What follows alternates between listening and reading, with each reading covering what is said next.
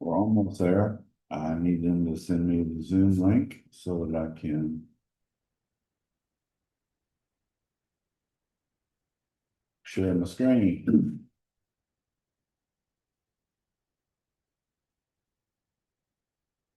Then one of the spots that you guys played, or you getting? No, it's different.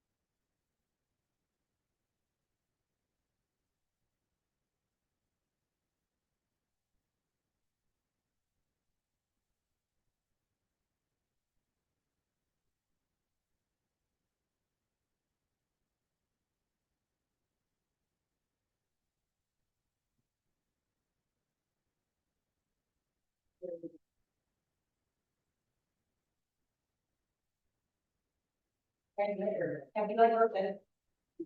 Happy late birthday. It's today. Oh, today. Yeah, I think it is. Today, the 22nd. Thanks. Means he's special. It's all right. Thank you. Thank you very much. Sorry, Judge. Apologize for being tardy.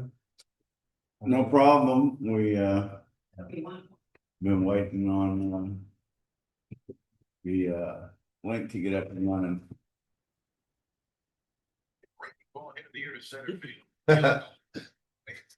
Now we know what you've been up to.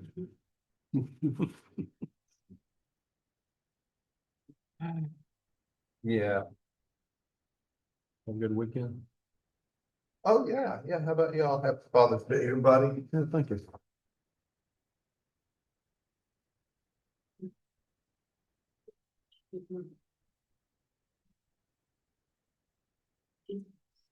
They had a big outdoor party for me yesterday. It was too hot for me outside, so I stayed inside.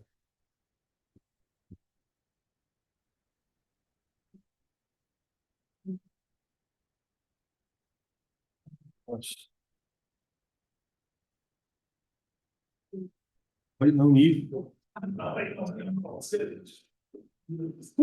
We had we had moved you up to the front.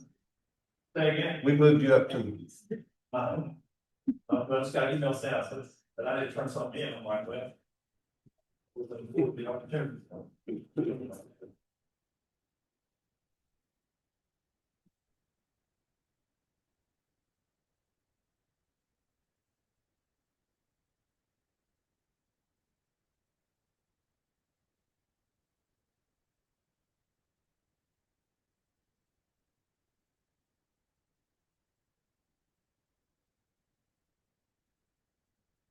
Somebody needs to hit the chairman's screen.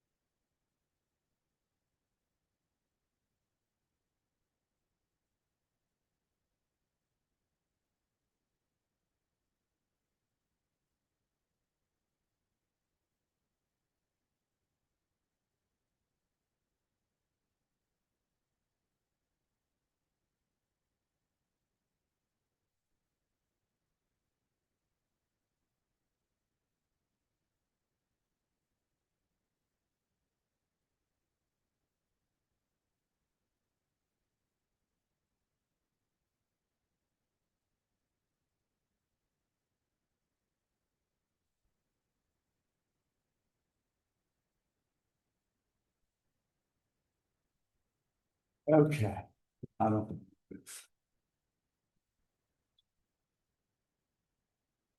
Get the same thing. There we go.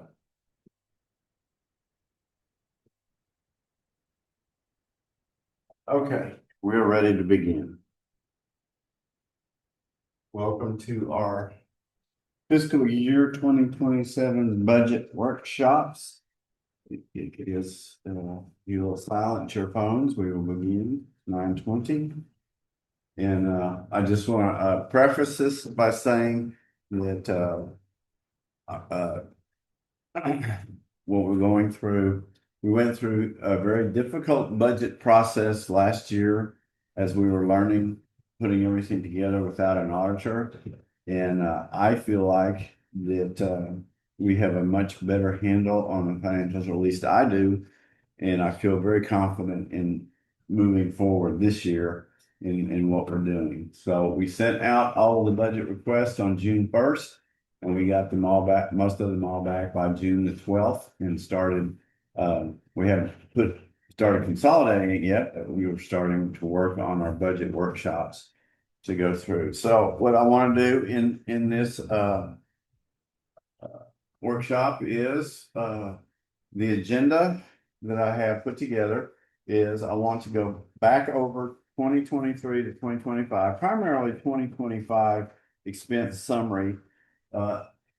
because when we did the budget last year, we were only halfway through 2025 and, didn't have all the expenses in there. Well, we finished the year out. So now I'm gonna compare where we were at as far as what we budgeted and what we actually spent.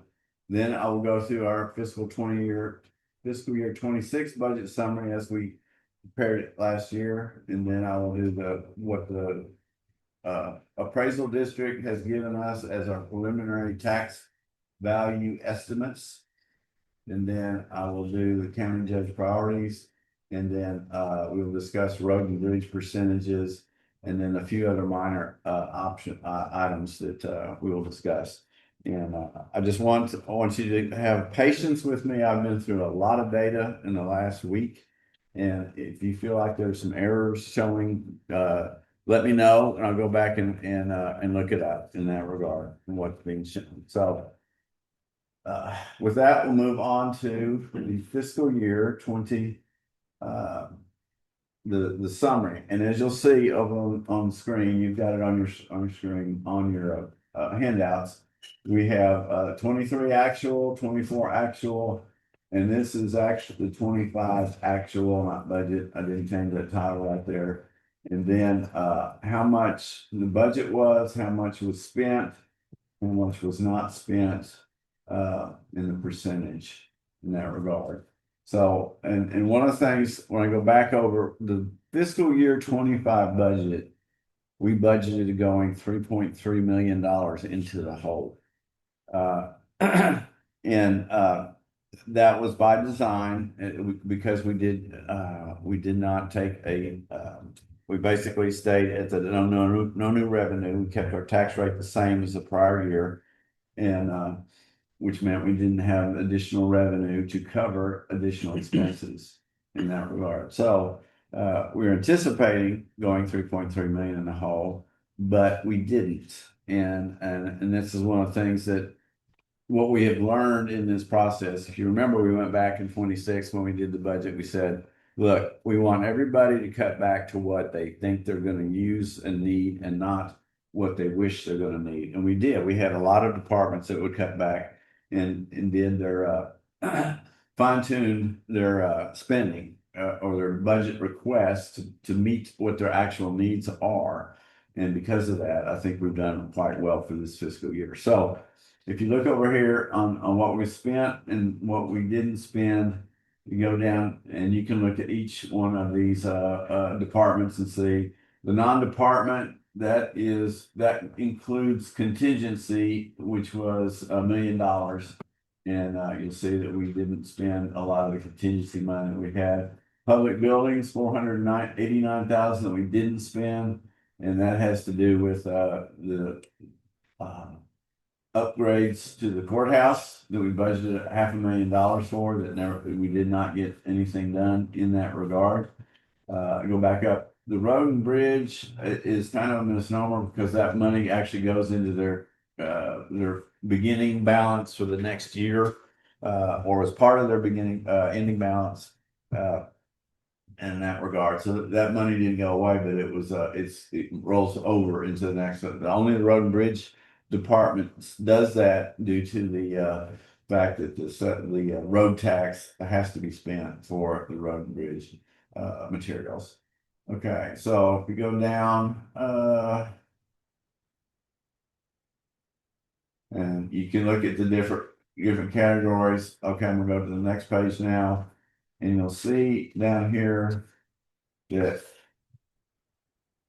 on just these accounts, these are not all of the accounts that these are all the expense accounts related to property tax. There's a whole bunch of other accounts related to grants and services that are self-funded, that have their own budgets, but that's not part of this particular presentation right here. But you'll see down at the bottom, we're at 4.2 million or 4.128 million in that we did not spend of our budget for last year for these particular categories, for all of these ones, which was about 12%. And that is significant in that regard. And so I feel like and again, we won't have the final numbers from fiscal 25 until, in another month, until the auditor gets through with all of their adjustment, all their reconciliations and whatnot. But, we will most likely, have been in the positive and added money to our general fund instead of going into the negative like we anticipated. And so that was, and so these charts give you the running total for 23, 24, and 25 on what was spent. So now we will move into, next category, or is going to be, this is the fiscal year, 26 budget, requested budget that we have right here, and how much of an increase it was over the prior year. Now, the very top line, and this is sorted by the department total. Okay, non-department again is those things that cover the whole county and are not, and that includes a contingency. And the reason it went up 3.7 million to non-department is contingency went from 1 million to 4 million. Okay, and that was something that we have not done in the past, is to budget the money that we have in our bank account in order. It doesn't mean we're going to spend it. It just means it's there under contingency. And that's not all the money that we have available to us. That was just kind of a buffer right there to have it. So you'll see that all the different departments and the budget increase amount and what the percentage was over the prior year, and some went up and some went down. Sheriff's Department went was pretty flat, and we talked to them about that in that regard. And Road and Bridge went up. If you remember, the employees got a 3% raise, and so a lot of this that where departments did not include a raise, or they included a raise but did not have other expenditure increases, and that's why you see it to be 1%, 4%. These different percentages over here is how much that department's budget increased over the prior year, and that includes the personnel in that regard. So, are there any questions on this? We'll go down to, this is the bottom page right here. You'll see that the increase, if you look down here, you'll see in 2023, the total, and that's, again, this is not total county spending because we have grants and other dedicated funds that are spent, but this is for basically all the operations part of it. 24.7 million in 2023, 27.7 million in 2024, 29.6 million in 2025, and then the requested budget for 2026 was 37 million 883, which is about a $4.6 million increase, and it says 128%, but you have to remember that $4.6 million increase, and 3 million of that is an increase in contingency, which may or may not be spent. Okay, so we did not really increase the budget 12%. We increased it, that 1.6 million in that regard over. So we stayed pretty much the same for fiscal year 26 as we did in 25, with just minor adjustments in a lot of accounts. But we still raised employees' pay by 3%. Plus, we had the increase in their health insurance. So, are there any questions regarding these numbers? If there is, I have the detailed report, but I couldn't find it to bring in here. So, if you want to see where those numbers came from, get that for you in that regard. So that's the history that we've got going into fiscal year 27. So next item is we got the preliminary numbers from the tax appraisal district. And if you look at the top line, we'll start over here in the blue area, shows total market value.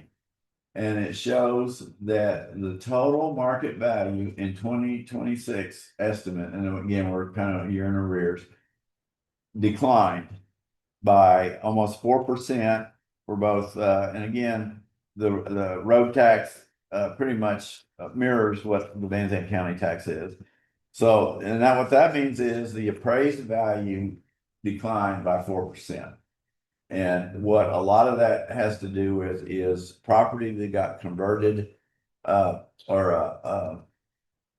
actually, if you go down and look, you can look at all these other entities and see what parts of the county increased and what parts of the county decreased.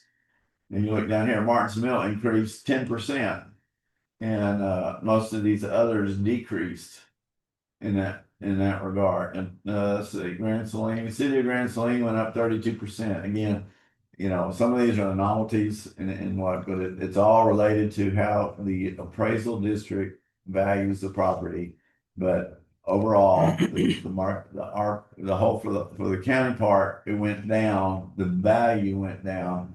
Market value went down 4%. Okay, now if you go to the next column called the taxable value total, it actually went up 1.25%. And you know, how does the market value go down but the taxable value goes up? Well, it's because of changes in the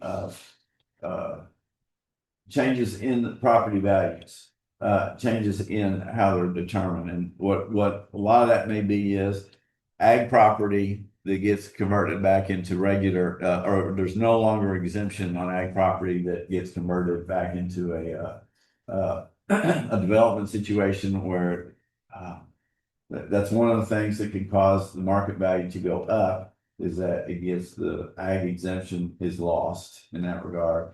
And there's other things in that regard too. So the total taxable value, okay, if you look at the first column, the market value is 12,302,000,000, or is that right? Yeah, $12 billion. Okay, but the actual taxable value is 6.7 billion, which means roughly half of the property is reduced value from ag exemptions, which is why you don't have the total 12. Plus, you have frozen property, and that is people who have their property who are 65 years or older when they turn 65, then their property value is tax is frozen, and so it does not increase each year. And so, and that's the total. And then if you look at, so that's any questions on that about the market, taxable value versus the market value? Where that, and then the last column is the new taxable value. This is the value of property that was added to the tax rolls in the last year. And you'll see that in 2025, the total was $265 million was added into new property in the tax rolls, new houses and new property, new businesses. In 2026, it's only $200 million. So it went down $265 million from the prior year. So we did not have as much new building occur in the last year, and the value of property did not go up. So you'll see that went down 25% from the prior year. So these are the estimates, and I'd like to point out too that 265 million for new property value in 2025. The initial estimate was 275 million. So it went down $10 million between the preliminary estimate and the actual time frame. So I anticipate it'll probably happen again this year in that regard. So any questions? All right. So what does that mean? And the only thing that I did right here, this is the top two lines of the same two, of the previous graph, just showing Van County and the Van County special road tax. And I'm just taking the new taxable value amount that I'm calculating off of because there's just too much variation that occurs in taxable value to determine that, nor what the rate is. But if we use the new taxable property and with the tax rate last year of 0.2996, that came up to $794 $1,000 that was the new property generated for the county. This year, 2027, using last year's tax rate of 2.996, that amount comes down to $599,000, which is roughly $200,000 less new property value that we will get than we did last year because of the reduction in the value of new property. And if you look at the road tax, the same thing, 26 at the tax rate of 10 cents per thousand. That is $265,000 we got from that. And then in 27, it would be 200,000. So roughly $65,000 less. So we do not anticipate getting as much new revenue from this year in that regard. Questions? Okay. And so next item I have, and I messed up. I was doing this late and I left off a major priority. I'll tell you what it is in just a minute. One is last year we decreased the road and bridge allocation of the property tax to about 20%. And priority, I believe this year is we need to move that back to 25% because they're feeling it. Y'all are feeling it right now because pretty much the road and bridge materials budgets have been almost depleted, and we still got 5 months to go in that regard. We may address that, try to address that. The other is something that we talked about doing last year, and that was increase the volunteer fire departments payments. And I have preliminary basically doubled what it is. We pay $90,000 a year, and I upped it to 180. And that is in a mere pittance. So getting $600 a month, and I really feel like that we need to do that. I do believe that we need to set the tax rate just below the voter approved rate. Last year we were right at just slightly above the no new revenue rate. But there's going to be things and again, we won't know what those rates are until the end of July. So we won't know how to calculate what the total revenue is going to be until those rates are provided to us. So what we're doing right now is just going through the process of identifying all what the budgeting expenses are going to be and what we need to do. And then once we have a tax rate that we work on, but the fourth priority is a pay increase for the county employees. Okay, with what has happened with food and gasoline and whatnot, it's critical that we provide a minimum of 3% increase. I've done some preliminary work on the cost of what it would be for the 3%, a 4%, or a 5% increase.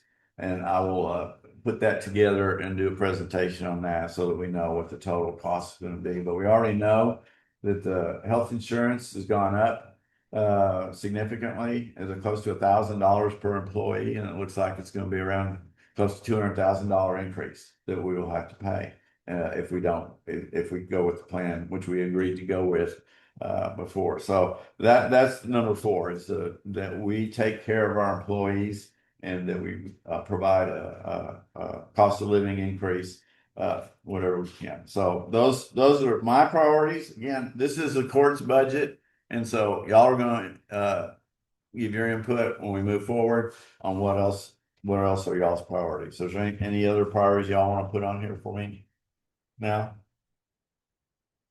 That's some money for me. That's some money for me. Okay. Okay. So, yeah. All right. So we will move now to, all right. When we do the budgeting, for the road and bridge tax allocations, there's two different percentages, and we're gonna start with the top half right here called the property tax revenue. This is what I talked about, doing 25% of the total property tax revenue from the general fund gets moved over to the road and bridge. We're gonna do, and then the decision is made to allocate that 25% between the four precincts. Okay, and what that has always been is for this allocation is based on the road miles. Okay, and if you go back here, 22 and 23, and you'll see that these are all identical. 24, it changed a little bit, and 25 are the same, and then for 26, it went back to that. It went back to what was on 23 and 24. And so these percentages, and I had to call Sandy because my recollection to find out, how these are determined, and these percentages or road mile percentages were determined off the KSA report in 2015 for the total amount of road miles. Okay, which is no longer accurate because in 2020, or is 21 probably, or 22, when we did redistricting, we moved a lot of territories around from different precincts in order to align the population counts so that all the four precincts had the same population, and so that changed the road count. So what I did is I went to EdCog and I said, can you do a report showing the total road miles per precinct? And that's what they provided. And that's what I have here. If you look on 2027, this is, and I sent y'all the data that they sent me. This is the data, the percentages based on the EdCog road report. And that's how I have allocated, or that's or basically these are the miles that they show, and that's the percentage that it comes up with. So this is one of the things that I need you to agree to or not agree to. I also asked Sandy, I said, so who determines the percentages and how the money's allocated? And it's totally up to the commissioner's court. So we have authority to change the allocations and the values of the different categories. So for the property tax revenue, it's based on road miles. The special road tax, okay, that is the 10 cent valuation that comes in. Okay, these were calculated, these were set by the commissioner's court many years ago. And I distinctly remember a commissioner court meeting in 20 or 21, where interaction with Virgil and Keith, and they negotiated changing the percentages. Virgil actually gave 1% to, I can't remember if it was precinct 1 or precinct 3, but he gave up some of his. So what I'm suggesting is we as a commissioner's court need to come up with what you want to allocate the special road tax. Now it was roughly $6 million. You'll see over here on the far right here. That was the 5.8 million was the amount that came in last year from the special road tax. This is how it was allocated in fiscal year 26. This is how it would be allocated in fiscal year 27 based on the same percentages. If we change these percentages, then this would change. And then if you go back up to the property tax revenue, fiscal 26 was based on the percentages in effect at that time. The same amount, 3.8 million, allocated based on the road miles as EdCog is provided. This is the change that you'll see in each precinct for that. Same amount, how it get reallocated. So, my question to you is, do you want to, what is your pleasure as far as the percentages on how they're allocated? I don't like it.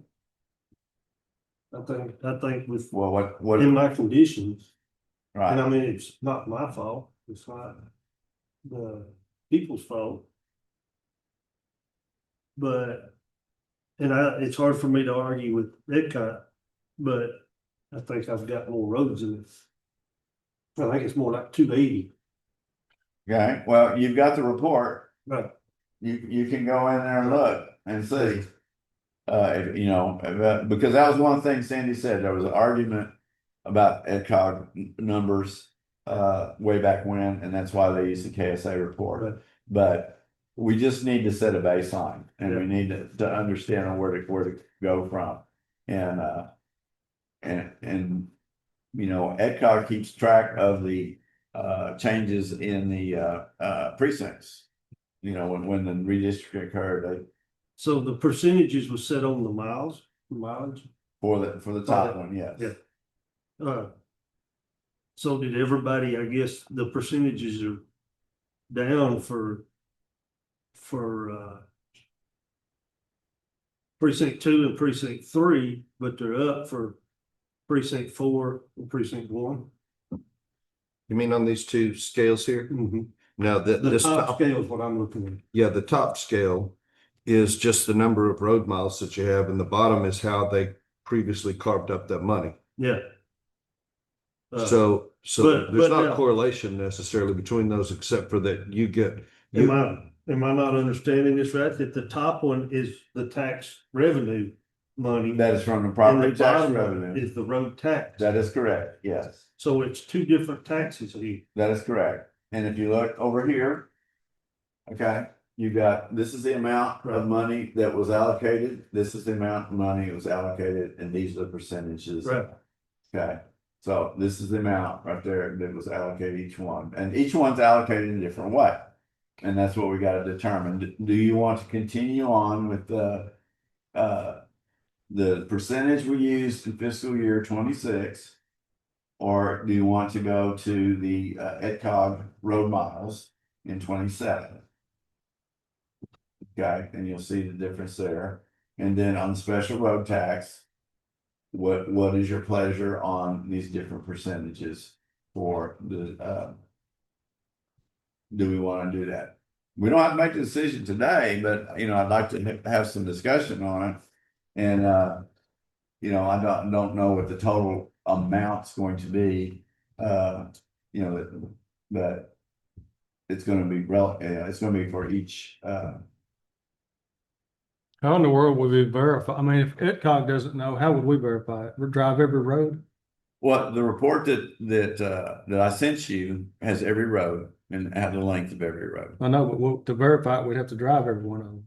Well, Is that what you're saying? you know, Yeah. It has all the knowledge on, them. They drove every road. So, I mean, but you would have to compare, it, you know, things you can on the road number. And say, If they drove every road, but since then we've switched districts somewhat. I've gotten precinct 4's roads. So I don't, you would have to compare the two reports and everything. Right. Report, and then when we made a change. You know what I'm saying? I remember when we switched from precinct 2 to precinct 3. Precinct 3 took Myrtle Springs back, and then precinct 2 took like 2134, 2135, everything on this side of the back. So you would have to compare all that. I think that precinct 1 increased a bunch. Because when I worked for them before, we never went across 19 or across 20. And now we still have the original, what we had 20 years ago, plus we have several miles in precinct 4 and several miles in precinct 3. 3 and 1, at 59. Mm-hmm. Talk about. Up a little ways, up to about Thompson Airport. No, we didn't. When I worked before, we didn't have Thompson Airport. Right. We stopped on 19 was our boundary.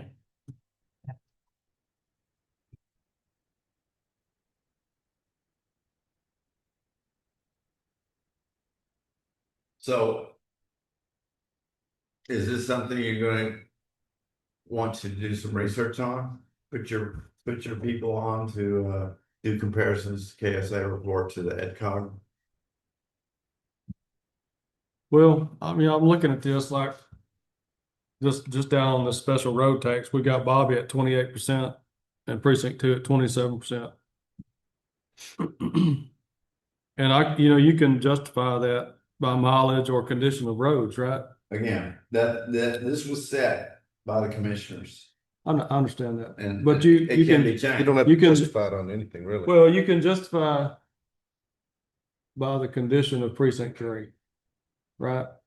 But then when you look at that, there's the other flip side of the coin of that is, it's not precinct 1's fault that precinct 3 is in such a mess. Right. And precinct 1's getting in a mess right now too. I mean, like, we're fighting for it, but like, it's almost impossible. I think Bobby and I know we're not gonna catch it in one term. No matter how hard we fight for it, and I don't want to take anything away from Bobby, but I don't want to take anything away from my people either. Like, at some point, I don't know. I guess we'll have to verify how many miles we have. Bobby, what do you think? That would be the only way. I mean, I don't want to say that the report's wrong, but the only way you could really do it is drive every road. I think, And that's gonna, But you that's don't have gonna be to. a job. You don't have to. No. Because KSA has already done Yeah. that. And so what they're saying is you compare the KSA report to EDCOG's report. Right, But basically. that'll be a very time consuming process. Right.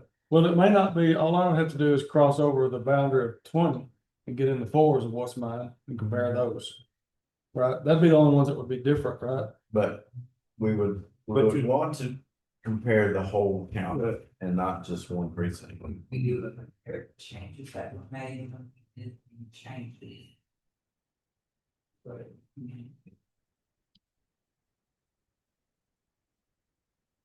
And two, we would also want to verify the EDCOG report to what the current precinct map is, make sure that they made the changes. In that regard. So the question is, do we want to go that route? And if so, who was going to do it? Cliff. oh yeah, I'm on it.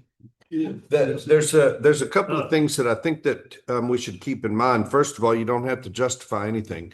If you say, XYZ, then if the court determines that that's in the best interest of the county, then XYZ occurs. That's first. But second, it's not necessary to drive every mile of every road, because today, in today's technology, there are many opportunities that we have to utilize online resources to determine the number of miles based on current mapping. So, I mean, you may not get it down to the, square inch, but I think you can get a pretty good idea of the number of road miles that you have and make a determination there. But you don't have to, I think when you talk about property tax revenue based on road miles, I mean, that seems sensible.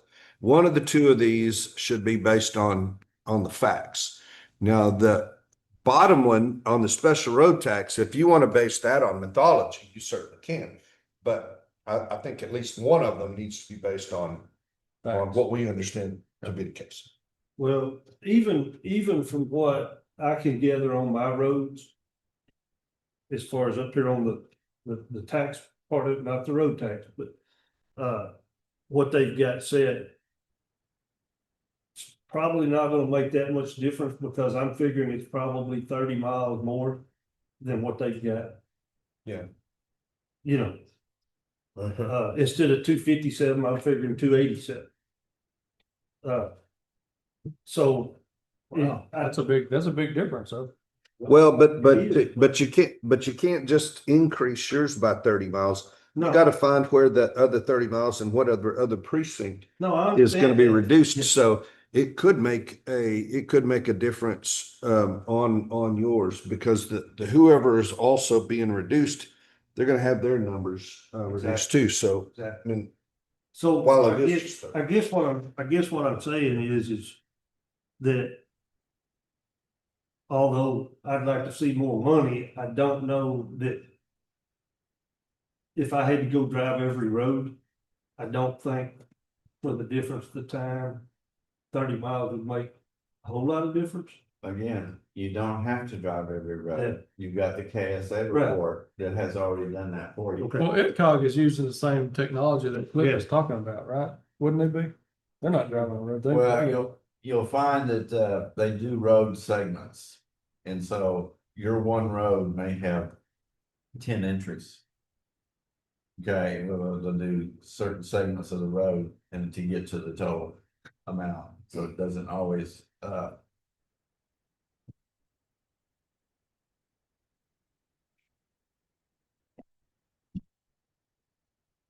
I would assume that mine's pretty correct, but I couldn't tell you for sure. I don't know. well. Do you want someone to do who's going to do the verification? You're talking about comparison between the two Right, roads, between that cog and KSA. and that's every road. Or you could just do a sampling, just to see if there's any, especially roads that got moved into different precincts. You could do a sampling of those just to check and see the accuracy. Every road mile, Bobby, is $3,469 or $3,500 for each road mile. That's 100,000.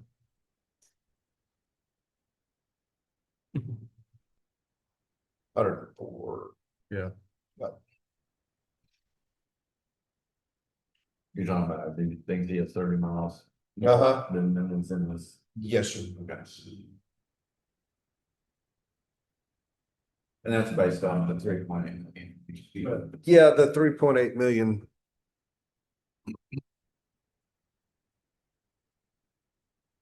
So the decision to divvy this up, the special road tax up, that was made a long time ago. Like, when was that made? Again, the last I remember is a 21 or 22, the discussion with Virgil, giving up a 1% of his road tax to another precinct. I don't remember if it's 1 or 3 in that regard. I think he already given up a percentage to 3 in prior years, and he was looking at 1. So, but again, it's a commissioner's decision, I understand that. My thinking is, let's set them all at 25%. And then let the commissioners negotiate with each other on additional going to the, based on the needs. I think I'm perfectly fine with the property tax revenue based on miles remaining as it is, and then we negotiate for the special road tax. That's the purpose of the special road tax in the first place, was to figure out the deficiencies and supplement those deficiencies, because but I don't think you necessarily have to do that on both of them. I can go along with that on that same thing. It would do that, and it may not be this school year, but in the past, we've also accepted private roads. In other words, private roads becoming county roads. And adding to those numbers. Right, we need to, for example, I know that has subdivisions that were subdivision roads that had different names. And then I remember Virgil bringing in and then county roads. It was a handful of, so how much mileage it would have been 2 or 3 miles here and there, but that would add to it. And so I do remember Keith would not add to his, because he said could barely have what he had. Right. But. None have been added in the last 2 It was hours. possible they had some here and there. I can't afford to add private roads, because if I take in more roads, then my people are gonna just Correct. And be that's- short of them. that is not, No, I will not.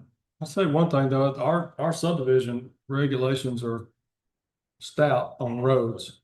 And if we're gonna require that and then tell them we will never, I mean, like it makes people mad, like when you say, I require this, but I was told on a subdivision I was working on by a former commissioner, we will never take it in. right, and that actually, subdivision regulation rules, if y'all had rules for the roads. That had to be, the standard had to be Right. within, after 2 years. Right. And it's a subject that y'all could. Right. accept it. As long as they all understand. I was gonna say, It's decision. they can't tell him that, like, I can't tell my people that we will never take it in because the next commissioner who comes in, that's up That's to right. his That's right. discretion. It's up to the next court. Right. So if somebody in my precinct says, I want you to take in precinct, I want you to take this road in as a county road, and I say, no way, I'm not doing it. And somebody else puts it on the agenda and it passes, there's not anything I can do about it. That's right. And I think the reasoning behind that was that it's the same reason Mr. Pearson said he couldn't take care of what he had at the Right. moment. Like they Yeah. didn't want I'm to take sure any he more was. in. Yeah. You know, I'm sure precinct 2 might be able to. Well, I don't ride around in precinct 2, so I don't know, but I like it being that way because that gives, Don't like it. that gives you liberty to, whether you want Move. to take it or Yeah. not. Yeah. And I was saying that's, the reasons why some of the model stuff here. Yeah. I mean, the discussion with developers about whether or not to take in a road can be a powerful ally in getting development in your precinct. So you can actually court them and say, if you'll keep this road up for 2 years, it will be my position to advocate that precinct 2 take this road in. So you can use this to your advantage to increase your taxable market rates. yeah, I would like to see that bottom category 25-20 across the board, like the judge said. And then we could just negotiate. I'm advocating for the top one to be to be 25%, not, for each one. I mean, I'm with you. Never mind. All right, you confused me here. No, We're agreeing no. with you, Judge. You shouldn't be confused by No, that. The top one's gonna remain road miles, Based on correct? road miles. And we just need to get a verification of the EdCog road miles. That's are right. accurate. That's right. We haven't decided how to do that. So the bottom one's the one that we have, we can make changes into Mm-hmm. in that regard at any time and point. It's up to the court to make the decision. Would you be okay if I took a sample of mine against that COGS No, I'm fine. and just did like Yeah. one road in each precinct to see how they measure out? Yeah, Okay, I'll do my precinct. Yeah, I think we could all do that probably. yeah, check the Edgewood stuff, because you got that little stretch all the way over to Edgewood. That's part of yours, and that, verify that they do have those as yours. Yeah. So. Okay. So. And then while we're at that, can I ask another question? Like, You can. because it came up the other day, like, the city of Fruitvale incorporated a couple of years ago, but all their streets inside the city limits are county roads. They have county road signs on them. So what do you do with that? Like, because the public thinks they're mine. Well, you also go back and look at, I sent you another, I asked EdCog for a listing of the road miles, the roads in city limits. And there's one for Fruitvale, and so you can go and look and see if they are showing those county roads in there. But that's an interesting question because, Edgewood was trying to annex some property into their city limits, and it was on road 36. 3601. 3601, and so they were wondering, and they had a street name that was continuing on. They were wondering if they were going to have to renumber or rename that street. This now that additional annexation, which was a county road, they're going to rename that. And EdCog said, no, you don't have to rename it. Just change the boundaries. Just change the boundaries, yes.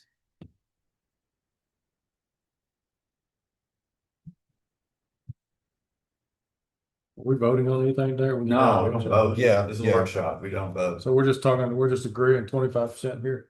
We'll vote Well, on that that's what later. I'm saying. Just reset it at 25 and then just come back and negotiate. If y'all are in agreement to do that. I think you should vote. Vote on it and tell us what it is. Only 5. Okay, Although I don't know that that's the right thing to do. are you unanimous? With myself, Yeah, I'm double-minded. okay. So that's Brandon. What do you think? All in agreement? Brandon, Stay quiet. Brandon voted for me to stay where he is. Can we, Did well, he? can we, hey, can we negotiate Brandon's part? Yeah. Okay, moving on. All right, we're not gonna make any changes. We're gonna leave it there until we come back. Yeah. We'll address it again. We certainly know what the score is. So, all right, the other two items, these are fairly simple or more countywide. And that has to do with the per diem rates. And this was one of the things that you know, when I'm buying meals, I keep thinking, oh wow, per diem rate. Because right now, the per diem rate is the amount that we pay people, and we don't reimburse for the meals, we reimburse for a per diem rate. And these are the rates that we currently have in Van Zandt County. And that is, breakfast is $10, lunch is $15, dinner is $20, incidental is nothing. So the total daily rate per diem of $45. Okay, so I went and looked at the GSA rates for Texas. These are standard rates for Texas, and breakfast is $16. Lunch is $19, dinner is $28. Incidental expense, which is generally tipping, baggage handlers or whatnot, for a total of $68. So the question is, do we want to up our per diem rate to be more? And I don't know if it's ever been changed. I don't know how long it's been. I don't know if there's anybody that does know how long it's been that way. It's been a while. Yeah. And so I think it needs to be adjusted for you know, I think it should be closer to $55, probably about $10 difference. And what way I'm thinking is dinner go to 25 and do an incidental of $5. And that would be your $10 increase. Any post over $15 for the next time. Well, I can, I can But- tell you, every time general election, and the road and bridge guys go out, and whether they're delivering or picking up or whatever, I usually pay lunch. I have to tip every time. We don't get a tip. And so, when it also out for the guys who deliver, we pay for lunch. But I have to tip, well, I might not tip them $3. We usually leave us $10. We try to say, If you can't afford to tip, can't afford to, yeah. That'd be an incident. You need down here at this taco shop, fairly reasonable. You can get your tacos down here with the drink for less than $15. okay, They don't pay for us, but at the end, here to go taco shack, it's usually how many miles away? yeah. That. This, after being in Houston for the convention, you know, a lunch, just to a standard prophecy is, you're talking $40 when are we doing, per the- person when are for we doing, lunch. when are we doing the sheriff's budget? Tomorrow, He's already asking for stuff, ain't even doing his budget. that's on tomorrow. So what is your pleasure? I think it should go up at least $10. $68, you got it out there. I think if we're gonna raise it, we should. No, that's the average is That's the 68. standard. No, that's the standard rate. That's not the average. We don't- The average is higher, much higher than that. In fact, I have the details. Just the question is, can I find where I put them? I don't have them here, but Well, the the standard's kind of now. standard's low. How So much it is was, it averaged probably up to $80 on daily rate. 60 is okay with me. 60? It's okay with me. I mean, that's what you said, wasn't it? Yeah, well, I said 55, but Oh. I'll go 60. Mr. Phillips. Well, I think like Susan said, it's been a long time since it's been updated. And, if that's the GSA standard Texas rate, I think we just want to go to that. I think it's probably should be at the end of our budget process, shouldn't it? Well, yeah, well, this is just for the This is discussion. just part. discussion. That's it. We will We'll talk. actually have a agenda item to Okay, approve okay. this right here, but I want it to be. So I want us to get the discussion part done in the workshop. Okay, And so I will just make a presentation to you. I withdraw my comment on 60. Okay. I don't have it. This is the first time it's been brought up, so I don't generate thoughts, that fast. I'm not smart. Pretty late this morning. Yeah, I was. My tire pressure is still showing low. I don't know what's going on at 27. Bring up something also that I think we don't need to discuss. For elections, for example, I have shirts made so that when we go to the different locations, people know we're working elections or whatever, so. I bought shirts and I had them, with election worker name and at least an emblem on there. I had to pay for that out of my pocket because when I turned that in. All right, let me address I it. did not. Let me address it. Okay, I went to the auditor's office and I said, what is the procedure for purchasing uniforms? They looked it all up and they said, you have to have a line item in your budget. And what I did, Go under miscellaneous. and no, you need to put it, no, because that's how it can get rejected by the auditor if it's in miscellaneous. If you have a line item for uniforms, Okay. and it says if the elected official designates that their people need to have uniforms for a professional deal, they can do that. But it has to be in the budget. So you just need to create a uniform budget, which I did that for public buildings. And Misty Stanbury did it for her group. Okay, so they did not tell me that at all. Well, no, that's last week that we found this out. How to do, I got the clarification on how to do it so that it gets paid for through the county. So, You know, this like, why does that not cover? What's the definition of miscellaneous? well, that's where the auditor can come in and say, no, you don't, no, those are uniforms and you don't have a budget for uniforms. See, to me though, that's a problem because we had this issue in Commissioner's Court. To me, the miscellaneous item is created for anything that is not allowed. That It's has to do, something I might use once a year. That has to do with Just saying, Right. so I don't have to use my shirts like the sheriff's office. confused is why we, I think, matter of fact. Well, and that's another one is water, which we as a commissioner court have not addressed, but that was part of the auditor's department discussions was water is not considered a necessary item in or public use or whatever. I think they're good with that. Well, I'm just telling you, the reason they denied it is we're denied paying for it. And it was a thing that the commissioner's court has to come out and say, purchasing water for county employees is a necessity. It's not just for county employees. Well- We actually, I bought those and everything for customers that come in that are out of breath up the stairs. We give them a chair, we have them sit down, we give them water. Not just for. I just want to state publicly that I like the auditor's office, even though I get rejected a lot or I get corrected a lot. Yeah, So, they're We keeping, got, being turned out.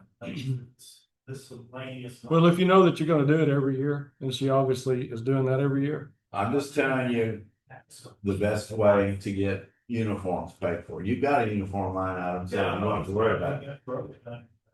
But there's other departments that have not, and so this gives them an opportunity to do that.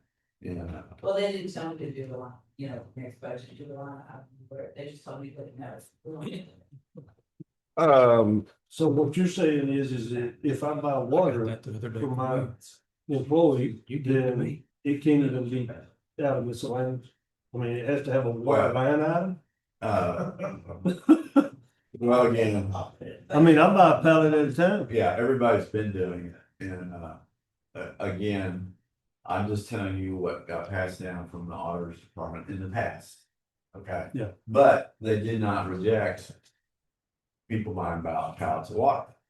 You know, but it was rejecting people in the courthouse buying water when we had water fountains that filled with filtered water. That was the objection. Why are we buying water when we have water available to us? Okay. So. Okay, next item. Is it possible for Susan to put that T-shirt invoice on the Commissioners Court agenda and us pass it as an item here to be reimbursed? Probably. I'm just asking, I'm asking here on the, from the, so that if the Commissioners Court indicates that that is good public customer service, that the auditor's office would say no, that they're not gonna pay the invoice? Well, if the commissioner court says it is a necessary expense, then yes, it gets paid. Well, I would request that the county clerk present the invoice and set it through so that it can be reimbursed. I think that's good customer service. I think the voters that are out there need to see that we have people out there working and who'd ask their questions to. I think that makes perfect sense. I went to a voting location one day. I had to actually take ballot them. And there was a long line and I was trying to get in front of the line. And people got very aggressive. Because trying to have lines, but they thought that I was had ballot in hand, trying to get in. It's a safety issue. Yeah. If you put it wet, You should have just handed the ballot out to them in line. Well, but I think that makes good sense. And if we need to put a line item on for water and a line item on for toilet paper and a line item on for Windex, then we can do it. But that just seems to me, it makes the auditor's job harder. Well, it doesn't require that we do a line item for everything if the commissioner's court says this is a necessary expense for county. Then I recommend that you present the invoice so that we can. Right. Approve it or. Okay. Thank you. Are you unanimous We're with that, not, we're not, Your Honor? good. We're not, vote, but No, moving a on. straw poll. One more. Let's see, you did the per diem. Next one, mileage reimbursement rate. Our current mileage reimbursement rate is 60 cents per mile. And the current IRS rate is 72.5 cents. I think we should always stay with the IRS rate. Okay. So if we come back as a commissioner court and say that we're gonna do the GSA per diem rate and the IRS current tax rate, then we won't have to make any changes in the future. It will always go up with the sounds good. particular one. That may or may not be the case. I don't agree with that. I don't even like to say IRS. You know, Well, just use the initials then. Well, you could say GSA rate. You could use the GSA rate, which is the same as they use the IRS rate. So we'll just change them both to be GSA rate. So, and that's all I have for today. We have at 10:30, we have Bob Kiltner, Constable Precinct 4. At 11 o'clock, we have Heath Burton, Constable Precinct 2. And at 11:30, we have Jeff Collin, Constable Precinct 3. That is the remainder of the schedule for today. Tomorrow, we have TCDRS presentation for the first hour. This will be on retirement benefits and about the percentages that we pay and the cost increase that would be to go up. Then at 10 a.m. we have Kevin Palmer, the fire marshal. At 10:30 we have Misty Stanbury, tax assessor. At 11 we have 11 to noon we have Kevin Bridger and I assume Ernie and My team. your team. Team will be here in earnest. No teaming up on us. Okay. We currently do not have anybody scheduled for Wednesday. I anticipate that that will change. And then, right now, I have reserved Thursday, or next Tuesday. Because if we get done with everybody, we don't need it, or we will end up doing, cleanup work there. So, anticipation, again, we have 5 days, 7 days, all this week, 9 to noon. And then next week, Monday and Tuesday, 9 to noon is what the scheduled budget workshops are. Then once we've done all this, then we will put all the data together, figure out what the requests have been and what the additional expenses are gonna be. And we'll have the numbers. And then sometime in January, we will come back and make that presentation and determine what we can and can't do as far as increases. July? July, yes. Of course, July's next Wednesday. You said January. I'm sorry. I'd like to wait till January, but. So are there any other questions about the budget process? We can take a 10-minute, 8-minute break until possible, are here to do their presentation.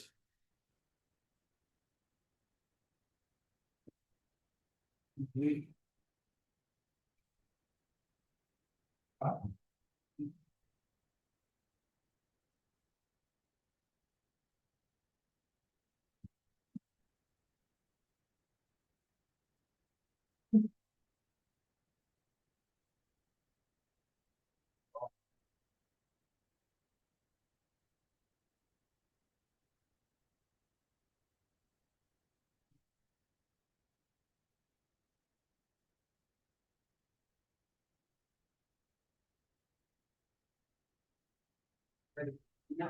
I'm really glad how it is. Stay busy, yes. Too busy, that gets me out of trouble.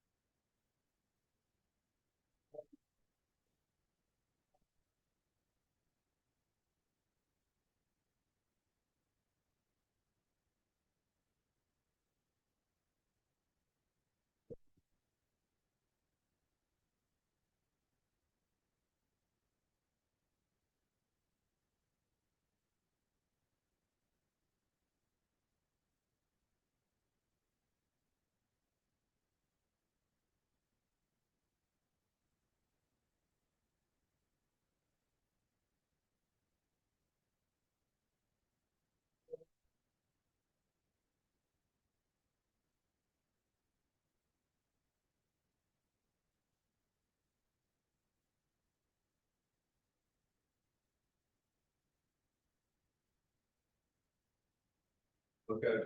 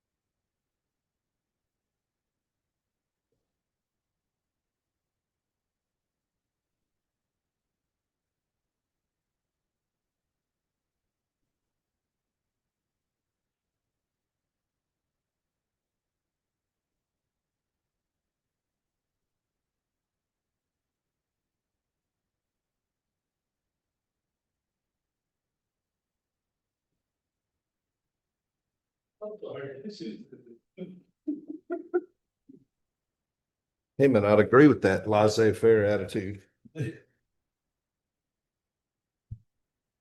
Oh. Oh.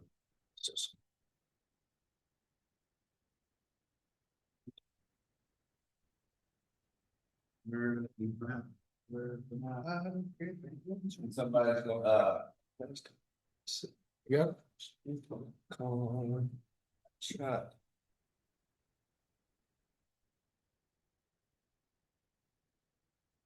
What, sir? You wanna do it back there or you wanna do it up here?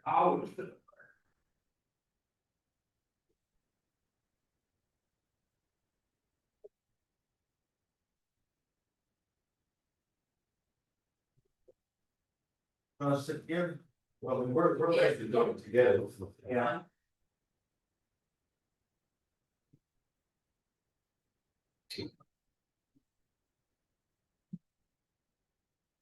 We can cut this hour out in about 30 minutes both. Oh, we're doing the same thing. All right, hold on just a second.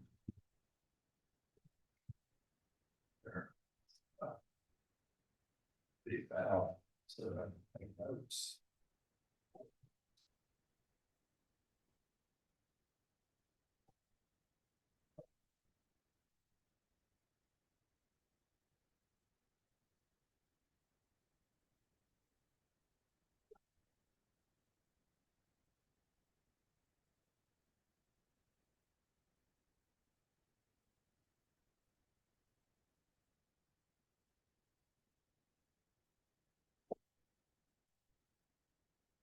All right.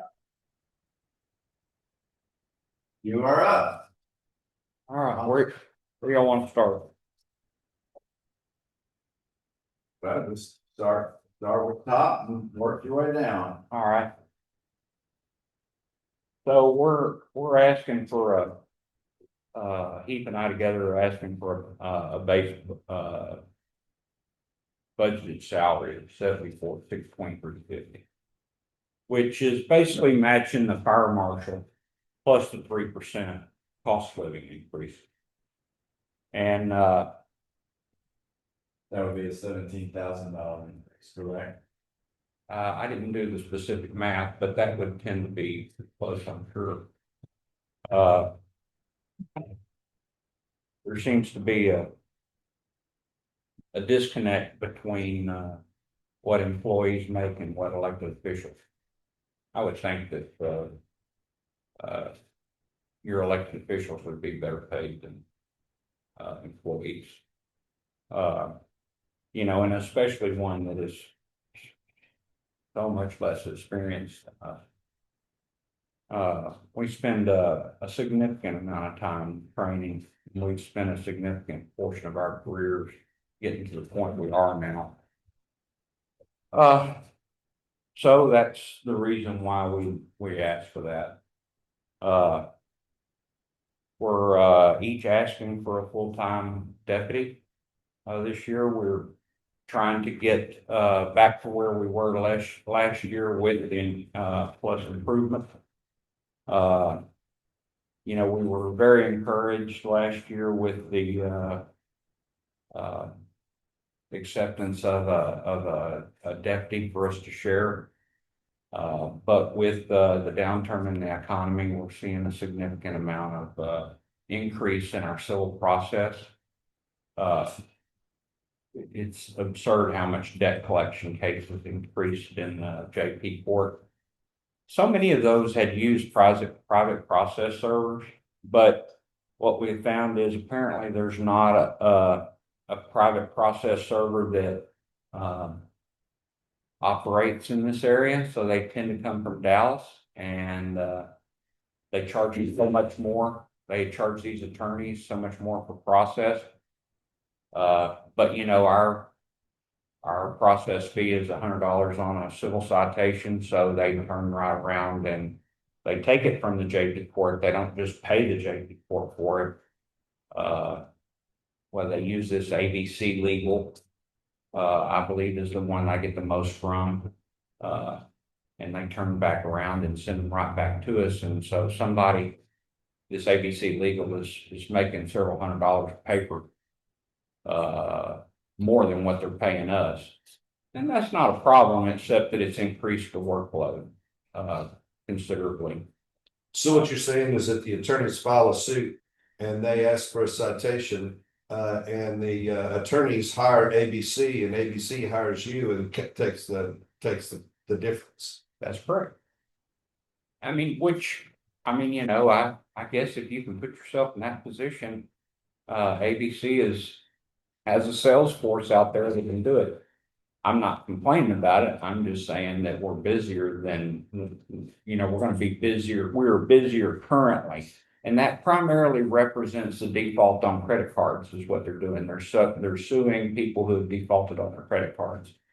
And there is an uptick in some, in other areas in small claims and in evictions, but not like on debt collection lawsuits. And if the state legislature increases the amount in controversy increase to 50,000 to the JP courts, then how do you anticipate that impacting your activity? I can't imagine that it doesn't double it the next day, pretty much. I just can't imagine that it doesn't. I mean, they just recently increased it, you know, not that long ago from 10 to 20, and we saw an increase. And then if they're gonna move it to 50,000, then yeah, that does take the workload off of the two courts here and puts it back on JP. There's no way we're not going to be busy. And from an attorney standpoint, the reason you file in the JP court is because you don't have all the discovery. You can just go in, prove the case.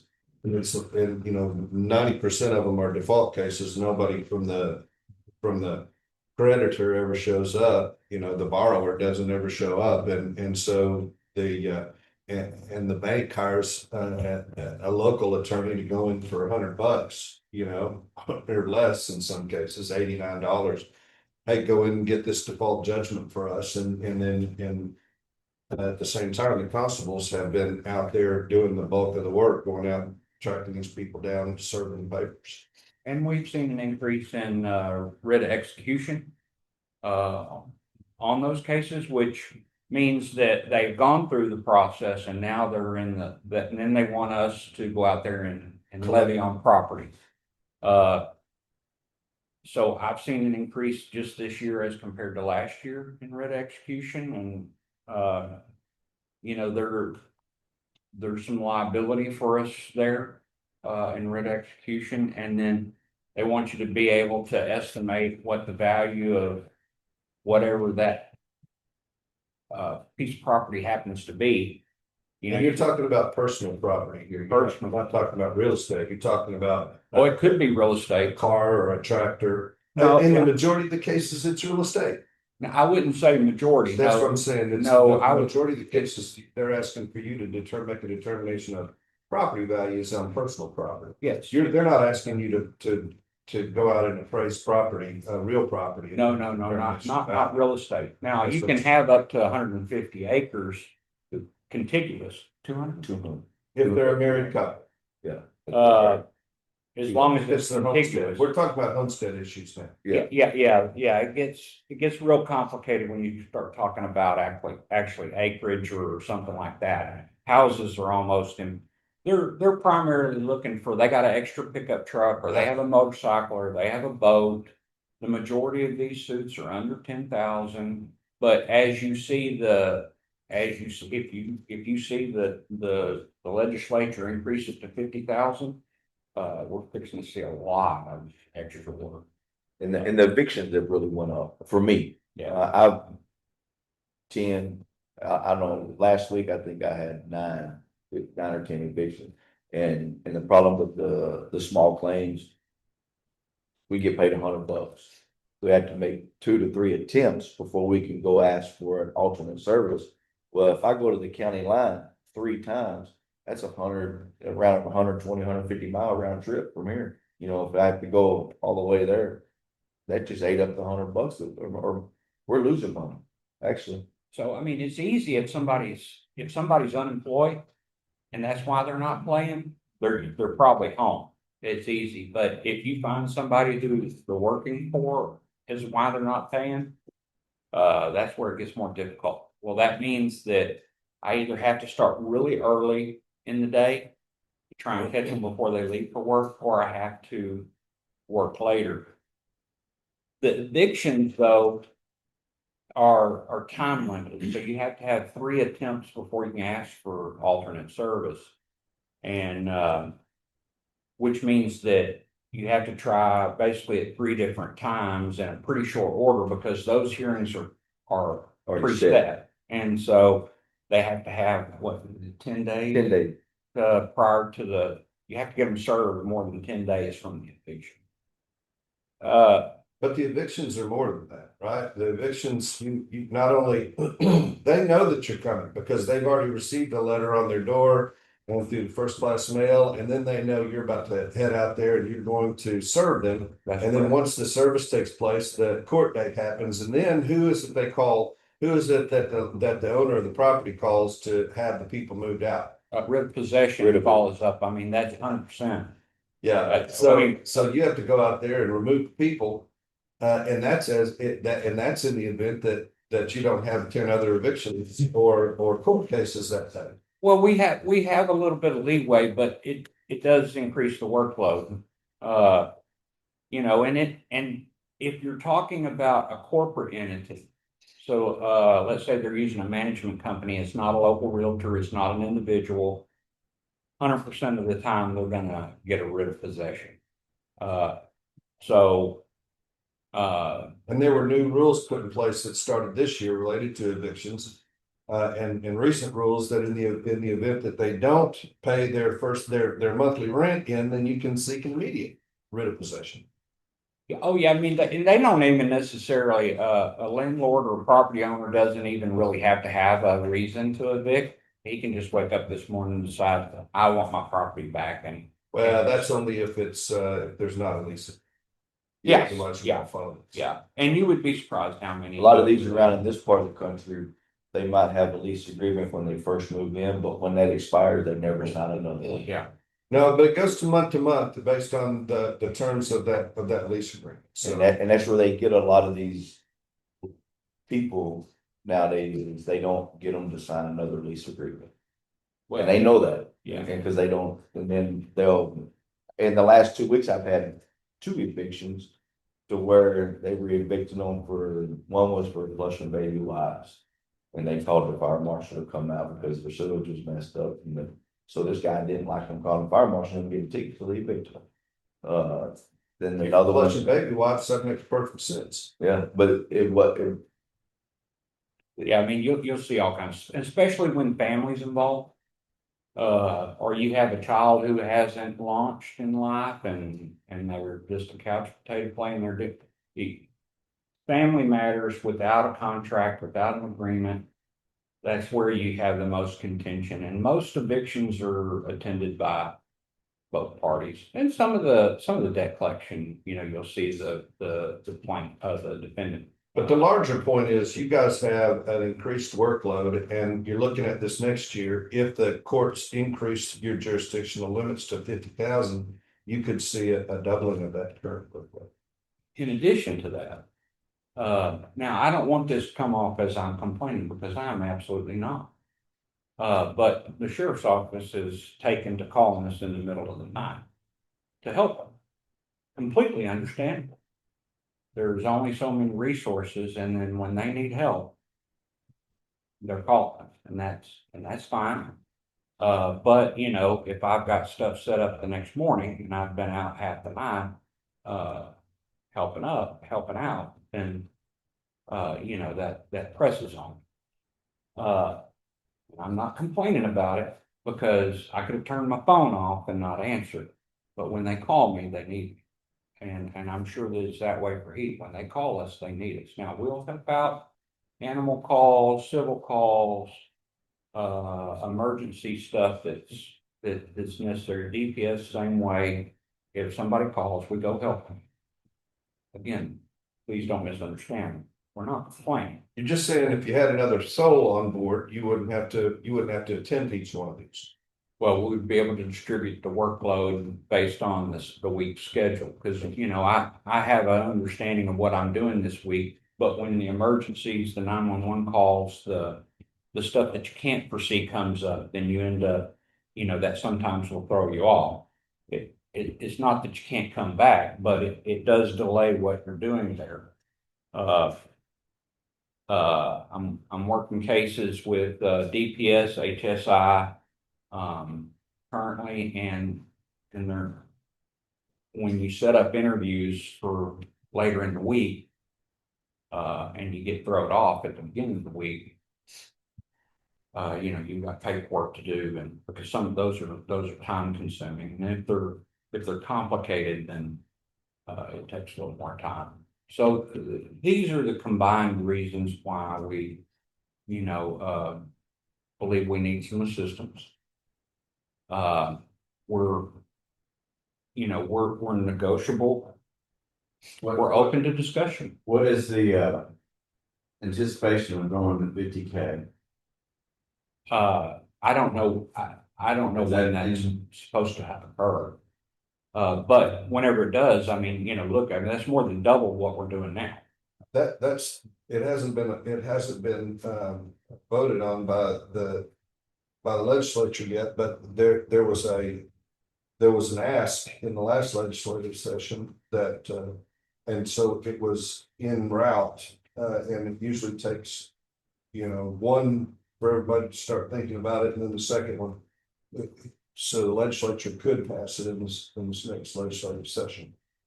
The issue is the county courts are getting so overwhelmed for that process. Is the reason why they're bringing that up, to put it back on the JP court. Yeah. To bring them up, because anything over 20,000 had to come to county court. The county courts got to deal with a lot more than the JP courts do. So they're wanting to bring that up to file through them. And then another, for the help on that, is we're, like Bob said, we're seeing more writs. Well, now we're going out and we're having to pull somebody else. Jeff's went and helped me a couple of them here lately. You don't want to go out by yourself, because I don't know if y'all pay attention to any of the news channels or not, but there has been more constables shot in the last 6 months than there has in years.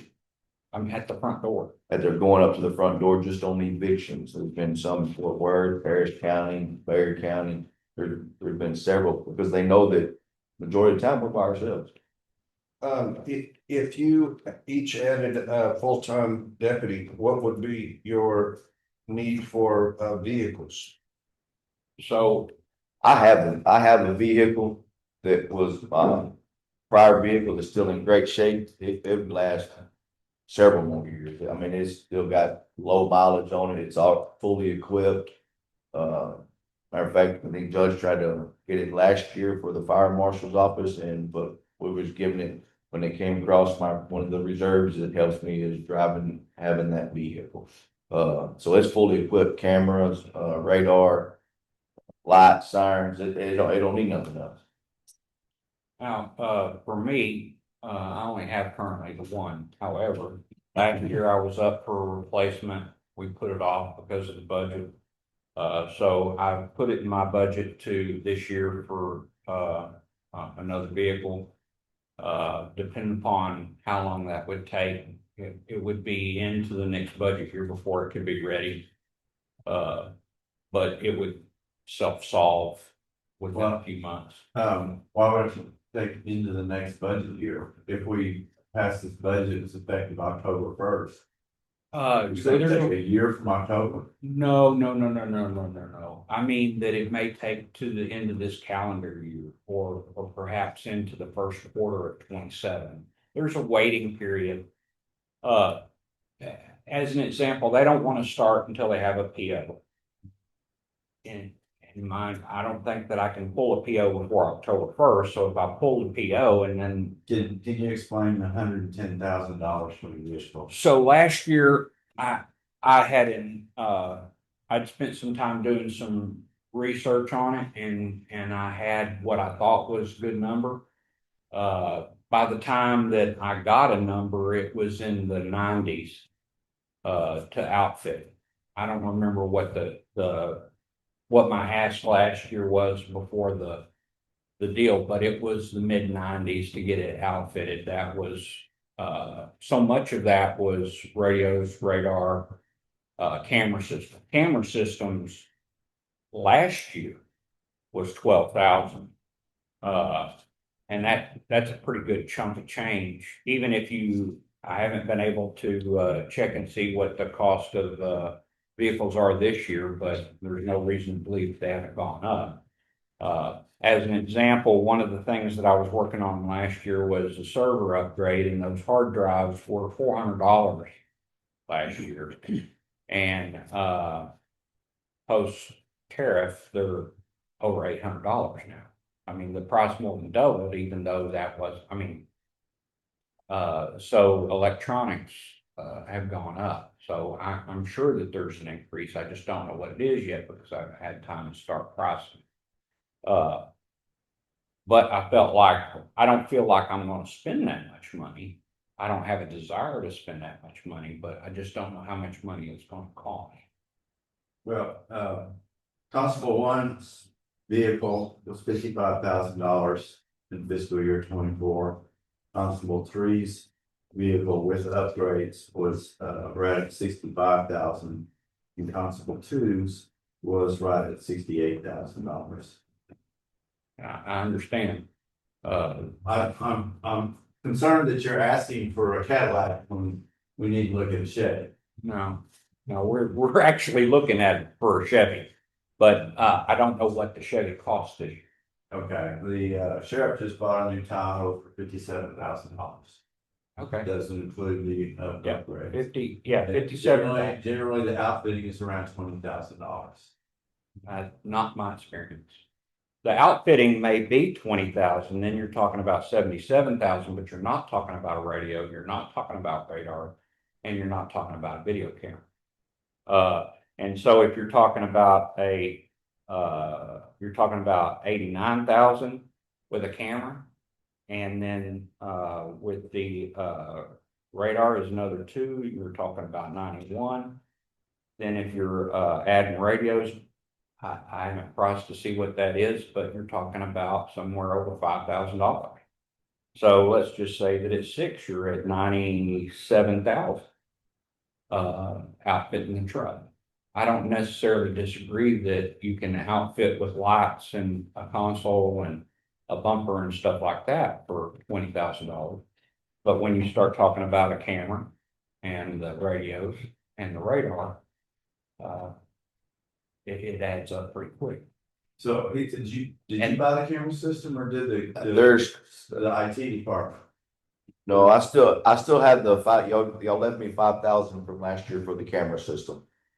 Waiting on the inter-county communications, because that's the price they gave us, was 49 something for the camera system. I've still been waiting on them to get it in, to put it in my car. And that 12,000 that I came from, that number came from IT.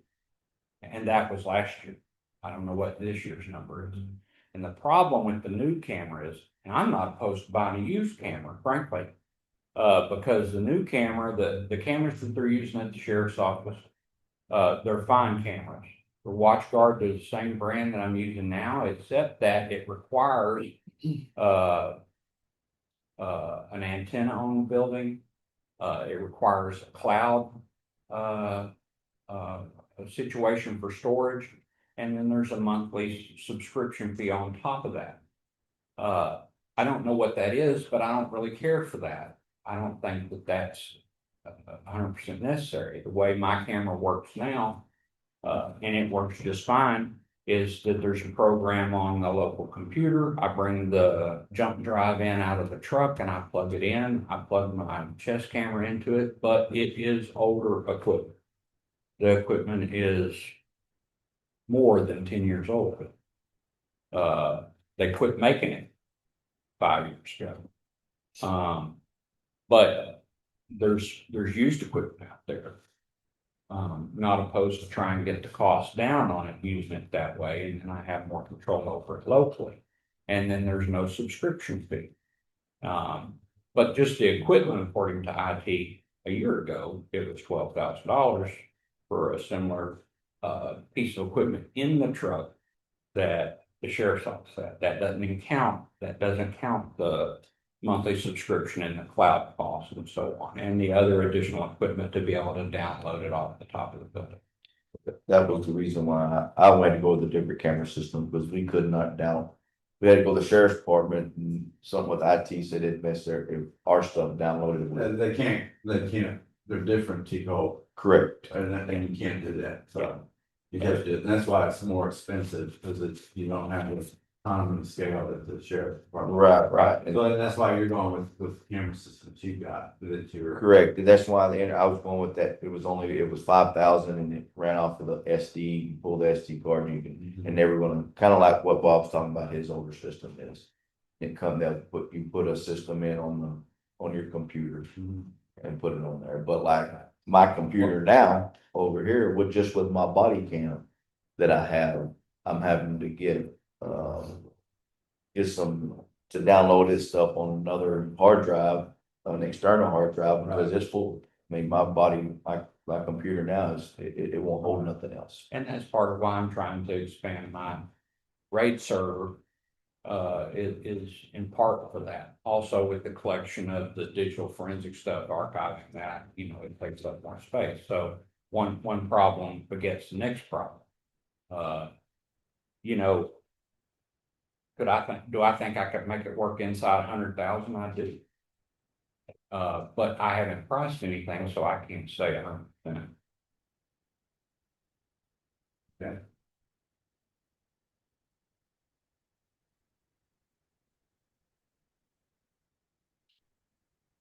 Well, probably like to get an itemization of what is you're gonna need for the vehicle. The equipment, and what you have gotten pricing for. Or make a final decision on what that is. Yeah, I mean, I can do that. And the county will provide the radio. So, My other vehicle already has the new radio in it, so my vehicle don't need nothing. What is the life expectancy of your vehicles? Well, I think for us, I think that they're 5-6+ years, pretty easily. A lot of it depends on what takes place and how much you're working. Right now, these last few months, I've run over $600 a month in fuel. So that puts me somewhere around, I based my number this next year at 7,000, but if I remained on a 600+ month average, then I'd be at 7,200 for fuel in the coming year. Now, hopefully it looks like, some days it's coming down and some days it's back up. But if it comes down right now, it's not gonna be what it was last year. It's killing us too. yeah, fuel is, a lot unknown. They come to some sort of agreement and the next day they're right back at it again. And so I don't know. So that's why I asked for 7,000 in my fuel budget. 7 for you and 7 for your deputy, right? yes, sir, And auto maintenance of 5,000 is for both. both vehicles, right? Yeah, I mean, this year, I had to replace a windshield, which was almost $500 all by itself. Uh, uh, which is absurd, but, No, for the standard, uh, $600. well, the last time I had to replace one, it was $125, No. but I caught a rock right in the middle of the windshield on my way to back up a sheriff's deputy, and just it is what it is. I mean, I looked into the clear coating on the outside to protect it from that kind of stuff, but it was just as much as a windshield, so there was no point spending money on that. But I had to have front brakes done and some other stuff, so What else is on your current one? I'm right at 60,000 right now.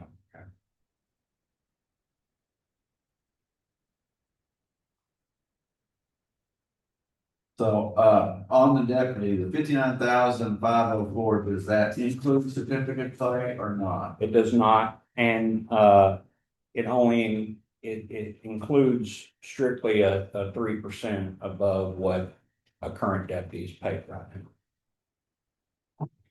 And you have the full, certification pay for your deputy in addition to. Yeah, I'm not hiring a rookie. Yeah, I mean, I don't need a guy who's out there wanting to, Make traffic stops. every yeah, time. make more traffic stop. I mean, I'm not opposed to making traffic stops and enforcing traffic. But I need somebody who's seasoned, can take a breath, who's gonna work well with the community, who the community likes, and that can get along. So I need somebody who's more experienced.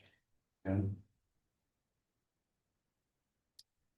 the law enforcement supplies, is that, went up significantly, $7,000. So What's in that? So I currently have obviously, we're gonna continue, our taser payment in the next year. And my, Celebrite, subscription is currently up. And, I've got a quote for 7,000 for it. So Brian is what?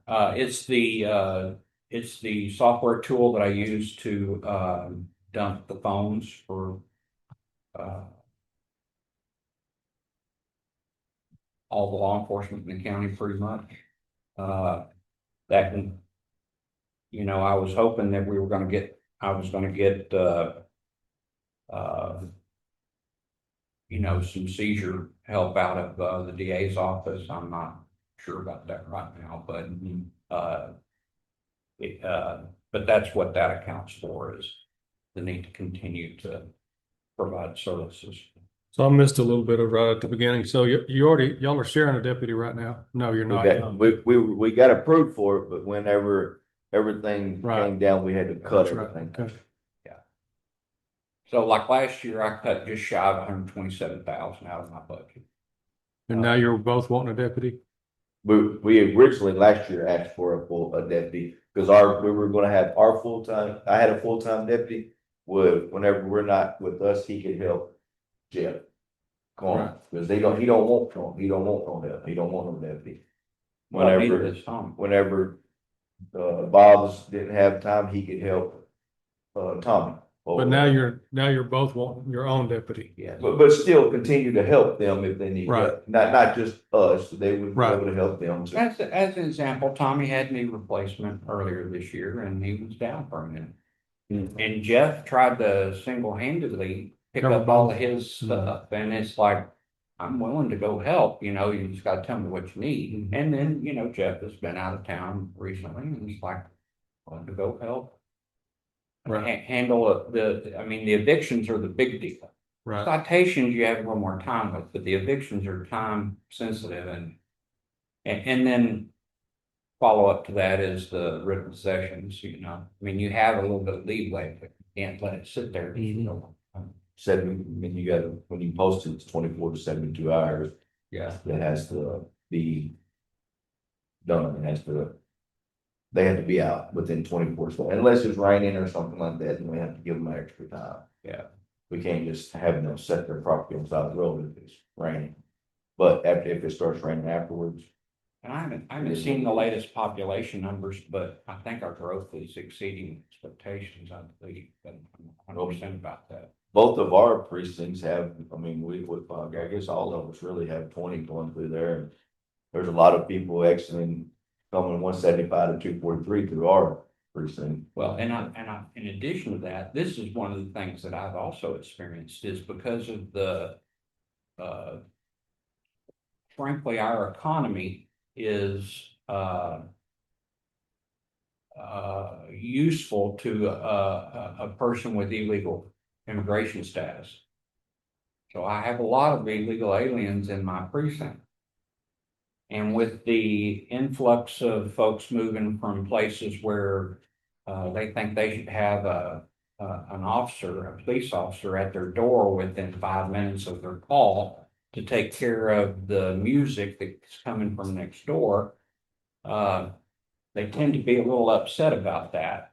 And so I'm getting calls, you know, at all hours from the music from, believe it or not, illegal alien man camps. Right, yeah. You know, and they go to work during the day and you might not have it too much during the week, but on the weekend, my phone's ringing, playing their music too loud, and it's like, well, in theory, it has to be over a certain decibel after 10 o'clock at night. And so if you get a sheriff's deputy that comes out there, that is how they enforce the law, is by the letter of the law. There's nothing wrong with that. But that leaves some people dissatisfied with their law enforcement services because they can still hear the music through the walls, and it's like, it may not be. So you have to go out there and have a discussion and make people understand. Whereas where they came from, that's not the case. They can just do whatever they want to, I guess, and they assume that they can't hear, and that's not acceptable. But so I'm confused. So the sheriff's office is called, what happens? They call it. they go out there. Sheriff's office calls who? No. They have the complaints. The- Y'all need to call the constable for this is civil. Well, but lot they'll of go out there and it technically is a disorderly conduct investigation. But since we don't have an ordinance here that addresses it, we use state law under disorderly conduct. So after 10 PM, there has to be a certain decibel level met. Well, I don't have a decibel meter. The supervisors at the sheriff's office does. Well, let's say they get out there and it doesn't meet the decibel level. Well, but it is a disturbance to their neighbors. They may go ask them to turn it down, but as soon as they leave, they turn it back up. And it becomes a chronic problem. So they get to where they don't call the sheriff's office, they end up calling us. Well, I'll go out there and have a discussion with the person or group of people who is continuing to disrupt the community. And, I'll ask them to video it. Ask them to keep up with times and dates, and then we attempt to address it. If it doesn't get addressed, then we try to bring them before the JP and get some compliance somehow. Generally, going out there and having a discussion brings an end to it, but not always. Sometimes I've had to issue a citation, but the citizens that live here, I mean, deserve services, and I'm not complaining about it. I'm just saying that I get these. How it is. It just is how it is. I mean, the sheriff's office is taking care of business. They are answering those calls. But they can't just keep repeating the little calls, like they got more stuff to work, so they try to get us, the people are coming contacting us. It's just like my roads in precinct 2, probably some of the smoothest roads in the county on precinct 2. Sheriff's Department can't go out there and run and radar because of the complaints about people flying up and down the roads. I mean, there's some roads in precinct 2 that are smoother than some of these highways. and people are running. I mean, they're driving really fast. The cut through roads is where we have the most. Yes, I problem. mean, I can't just go out there and sit all the time and wait on somebody to speed through there when I can, but if we get some help out there, we can assign, to that area certain times. I get calls all the time about people driving. And Brandon's called me and said, hey, we just posted this county road. It could use some help out there. And of course, when I go down those roads, adhering to the speed limit helps also. Pardon me, but you do have to go drive that road. Your present, just your presence being. Yeah, there. you do want presence there. I mean, it is a deterrent. And then, DPS was so nice to us here, a couple of weeks ago. They ran a concentration operation where they included us to, in some of those areas. And it certainly was noticed by the constituents in precinct 4. And I know precinct 2 because I participated there as well. And we did find some bad guys, but we also just found people who were generally not obeying traffic safety laws that are relative to accident. And frankly, I hadn't had as many crashes down there in the last week as we had been having. So I hope that it was, successful there. We'll have the numbers here real soon, but very pleased about that. Very thankful that they, because they're they have other operations taking place over the next. Was it just in precinct 4? All Yeah, every precinct. well, with the exception of one, they did 3, 2, and 4. And we got out there and worked with them. Van PD was out there, the sheriff's office Wills had Point. presence there. Wills Point had brought a dog down. Van brought a dog down. It was very successful in my opinion. I couldn't, but if I'd had a deputy there, I could have had a deputy. I'd had mouth surgery during that week, and I couldn't go out there. I had stitches on, so I couldn't get out and get into something. But there was, increased traffic enforcement, down there, and very, very pleased with that. I do traffic enforcement as I can, but here lately that hasn't been much. In the wintertime, it's a little easier. In the summer, it picks up. But, we'd have some expectations of production for a deputy. And frankly, between the civil process, we could also accept increase in child support work for the attorney general. And then Because they no with longer traffic have to pay the $200 on child support. Yeah, when they used to pay us $200 per paper for the attorney generals. Yeah, they're paying 66% of whatever our published fee is, the attorney general is, But now they just signed a deal to where we can no longer charge the attorney general's office for child support. really, I did not know that. But there's some other papers we get that we can't charge for, but yeah, I mean, they make it easier on themselves. That came through last week about the attorney general's on the child support. I haven't seen it. But I don't get just too many, but we do, our JP would, average revenue would probably be $75, between $75 and $100 on average per citation. And that takes into account those that don't pay, and it goes to warrants, and those that take defensive driving, and those who just straight out pay. But so there would be some. So, and going back to, just want to clear, ABC Legal, you say they're contracted to do the service and then they turn around and contract y'all? Well, they just send it to us. There's not a contract. We don't have a choice. We take the paper that comes in, no matter who sends it to us, whether it's our court or somebody else's court. If the service fee is paid, then we go serve the paper, or we make an attempt to serve the paper. We get paid whether we're actually able to complete the service or not. So let's say that I get the $100 service fee on a civil citation, and I go out there and make multiple attempts, but or they don't live that address anymore, which you do see that. They've moved on. No matter what type of paper it is. well, I return the paper unserved, but the county's keeping their money. The county's really losing money if it's out there because we had to go 3 times. They're really losing money because of our. Well, and on civil citations, sometimes I'm going more than that. The problem with civil citations is I actually have to hand the paper to the person named in the paper. With a eviction, anybody over the age of 16 that lives in at that residence, I collect their name and give them the paper and they're served. It's just a difference in the law in regards to that. So, but yes, that's what's happened. I mean, an attorney that's working on a civil, he may be charging his client. Let's just pick a number. Let's say he's picking $200. He's charging his client $200 and he sends it to ABC, whatever their rate is. Let's say it's $200. Well, then all they do is turn around and pay the postage, send it to us, and we cash their check and we go make an attempt on it. They make $100, and all they've done is spend postage on it.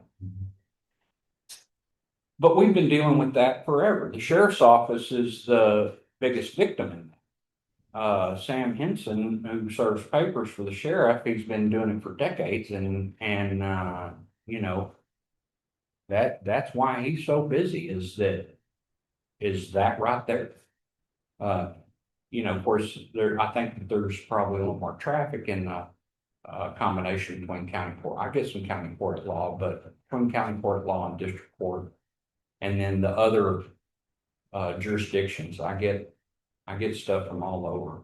So he, following up with you, said that they're no longer charge for child support. Then Yeah, how I does, was going back and looking at that just now. how, I mean, if that's the case, how does It- the, I just want to make sure we're not having to do work and we're not getting it's compensated. it was not child support, it was child protective services. Oh, It was child, not, I was Okay, gonna correct that's a little myself bit on that. different. It was child protective. But the services. problem with Attorney General is that we have, they don't send us the money, you have to invoice them. And the same thing is true of tax suits. So let's say that you have somebody living down here who has a piece of property, inherited property, in Dallas County, and they haven't paid their property taxes up there. They send it to us and want us to go make service on it, but we have to invoice them. Linebarger is the world where about Dallas County school taxes. And we may go to that house and they'll say, I've never lived there. Well, what they're doing is, it may be their great grandmother that lived there. They're just going down and serving everybody. Well, we're having to take time out to serve them. Them people are not gonna pay nothing. So they're not paying us until that tax suit gets paid for, is when they'll finally send us the money. Or my experience is when I think I've gotten paid once or twice through Lineberger in the 4 years that I've been doing Lineberger stuff. But again, you know, we're just relaying, you know, some of the challenges that we're currently dealing with, and some that we think that we will in the future. But you know, last year we were able to talk about it, and we were happy with the outcome last year until we had to cut our budget. Everybody had to cut their budget, and just, We didn't really have a budget to cut, but we did as much as we could. yeah, We appreciate that. Yeah. We're in better shape this year. that's Okay. fantastic. Sure. That's good to hear. So, Uh, what do you need, as far as you give us a budget, what you need financially, what other things do you need? You need us as a county to, do anything to Austin, to ask our legislators, to change. Well, frankly, I'm caught off guard by that, so I hadn't had time to think about it. I'd be happy to think about it. Well, it's obvious after a lot of stuff that we've been through that a lot of this can only be fixed in Austin. No doubt. And No doubt. that we as a county need to take a more proactive approach to dealing with our legislators. Well, They finally fixed the squatter problem, like, yeah. that was a good thing, to where people just come in on a piece of property and squatters had just as many rights as the renter. They had to be evicted, but now they can, as soon as they just can be removed. They did fix that, okay? Yeah, so it made it a lot easier for property owners. They don't have to wait, they don't have to give them notice. They can come down and file for eviction. Yeah. When we go out there, if they broke the door, broke a window to get in there, that's a crime. That's burglary in my book. We're going to jail. That's how we're solving it right here, right now. But, for somebody who has manipulated, scammed, coerced their way into a piece of property, well, that's a little bit different, but it's made it a lot faster. So technically within a couple of weeks, you know, a property owner could see, some assistance from, JP. Okay. And that speeds it up, but, you know, but you do have to have somebody like on our part, like, so we go out there and they kicked in the door. I've seen it, been there. Wasn't a lot, you know, in the past, but that's burglary. You broke into the house, you're going to jail. I don't care whether the house is occupied or not. But that's just my opinion. But you're also not gonna get that out of a rookie. He has to have some time. That'd be why I'd be interested in hiring somebody that would have more experience. You know, 10, 15 years, you know, somebody that's not out there trying to make a name or be Rambo or just arrest everybody they can. And we're not I don't- looking for a retiree either.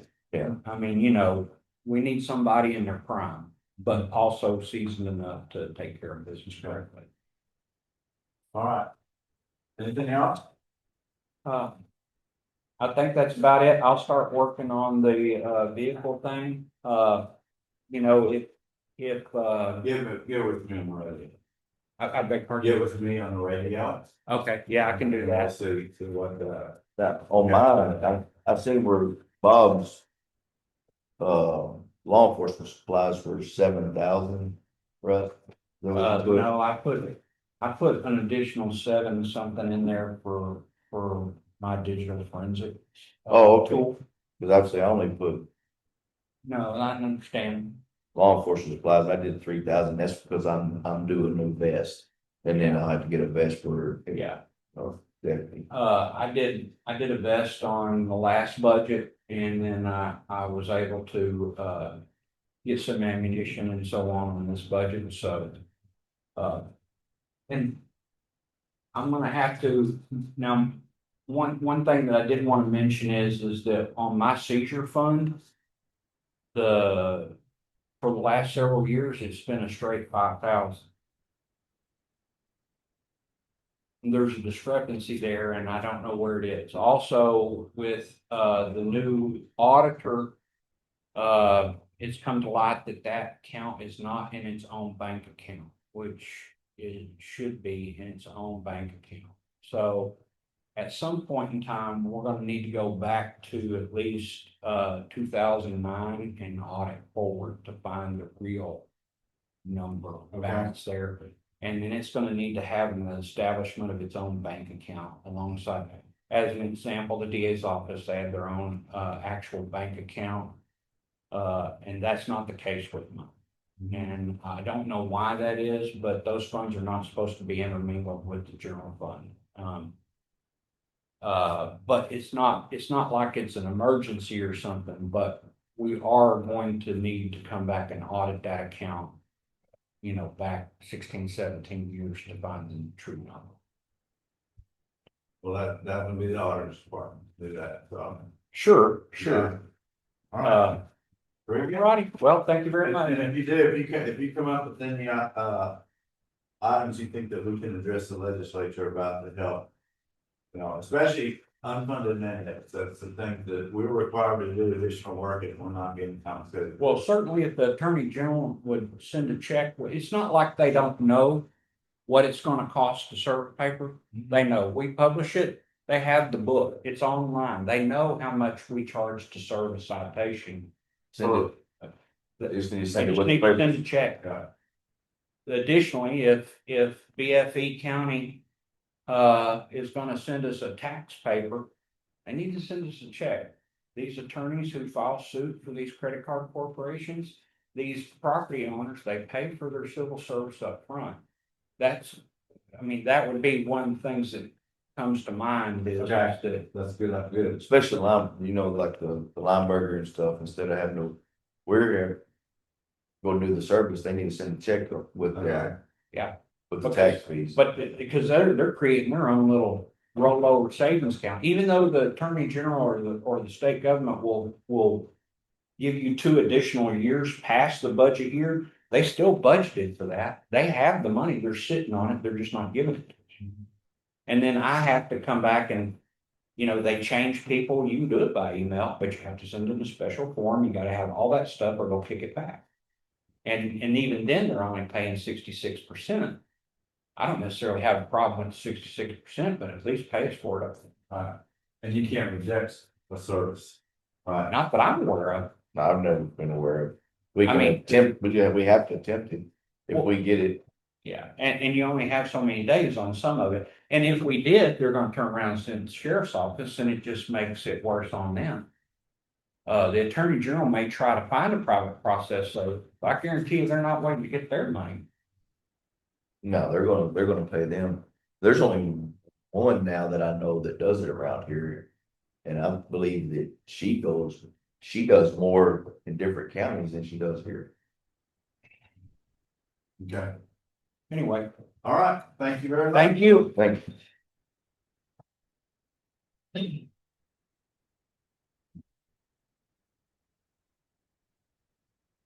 Put your sleep back there. Yeah, Commissioner Short back is back. No, I just went. Jeff Power.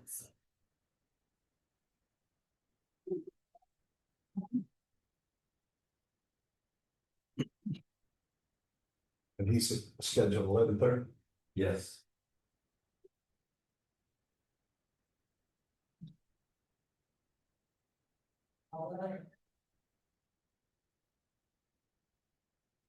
Tommy's not scheduled today, huh? I don't think he. Needed him with this same budget.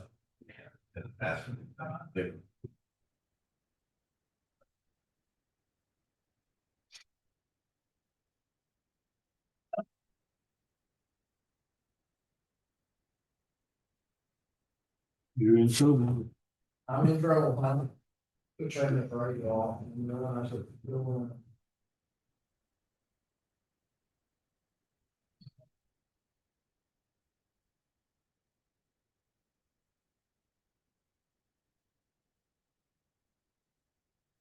all right, let's stay in silence. Good morning. We got a whole education on process serving.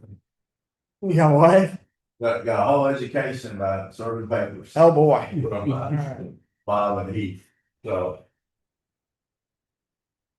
You can provide us with your input on it too, so if you like. Well, I do serve quite a few papers through our court. We do a lot of evictions over in precinct 3. I probably average 15, 20 papers a month, try to get them knocked out as quick as I can. That way I don't have to worry about, your eviction paperwork, you gotta get it done in a certain amount of time because they have a court date set on their eviction Right. paperwork, whereas your small claims and other suits, they're not on a time restriction like the other evictions, so I try to hit the evictions first, get them knocked out. We get papers from, I just turned in a return from the county court of law, we also get papers from the district court. And we get papers from the attorney, or I do, Attorney General's office, CPS and other papers, so, we average pretty steady amount of papers in our court, so.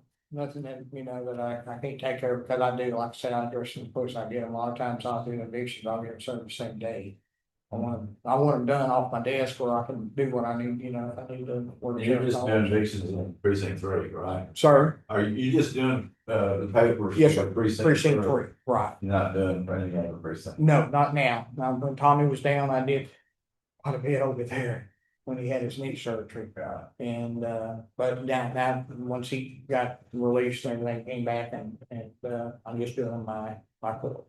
Okay. But, we will help each other if need be. If he does most of these evictions are pretty common, but you get some that are possibly dangerous. They're getting more dangerous every day, and so we'll try to cover each other. And you know, I'll go out with Tommy, or he'll come with me, or I'll go with Heath. I went down there with him on South County to do one because of possible dangers involving. You know, you kind of get that feeling, right? Yeah, that it might, you know, might be a one where they haven't touched anything, they get there and they say, I'm not going anywhere or whatever, then it's at the point we have to either physically remove them or whatever,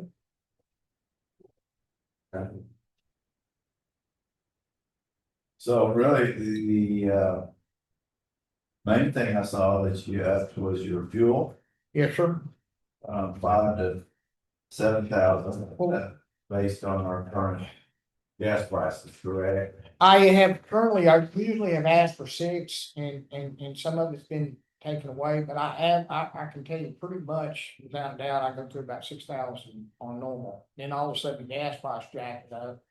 And I went in month of May, from the 3rd of May to the end of May, it went up over nearly $1 a gallon. So, Yeah, actually. yeah, and I can notice it was going from, say, 65 up to 99. At one point I was pretty low. I tried to keep it, you know, a little bit gas, but it was like $97. It was crazy. But that's because of the, you know, as soon as they said war, our prices just moved right up, but.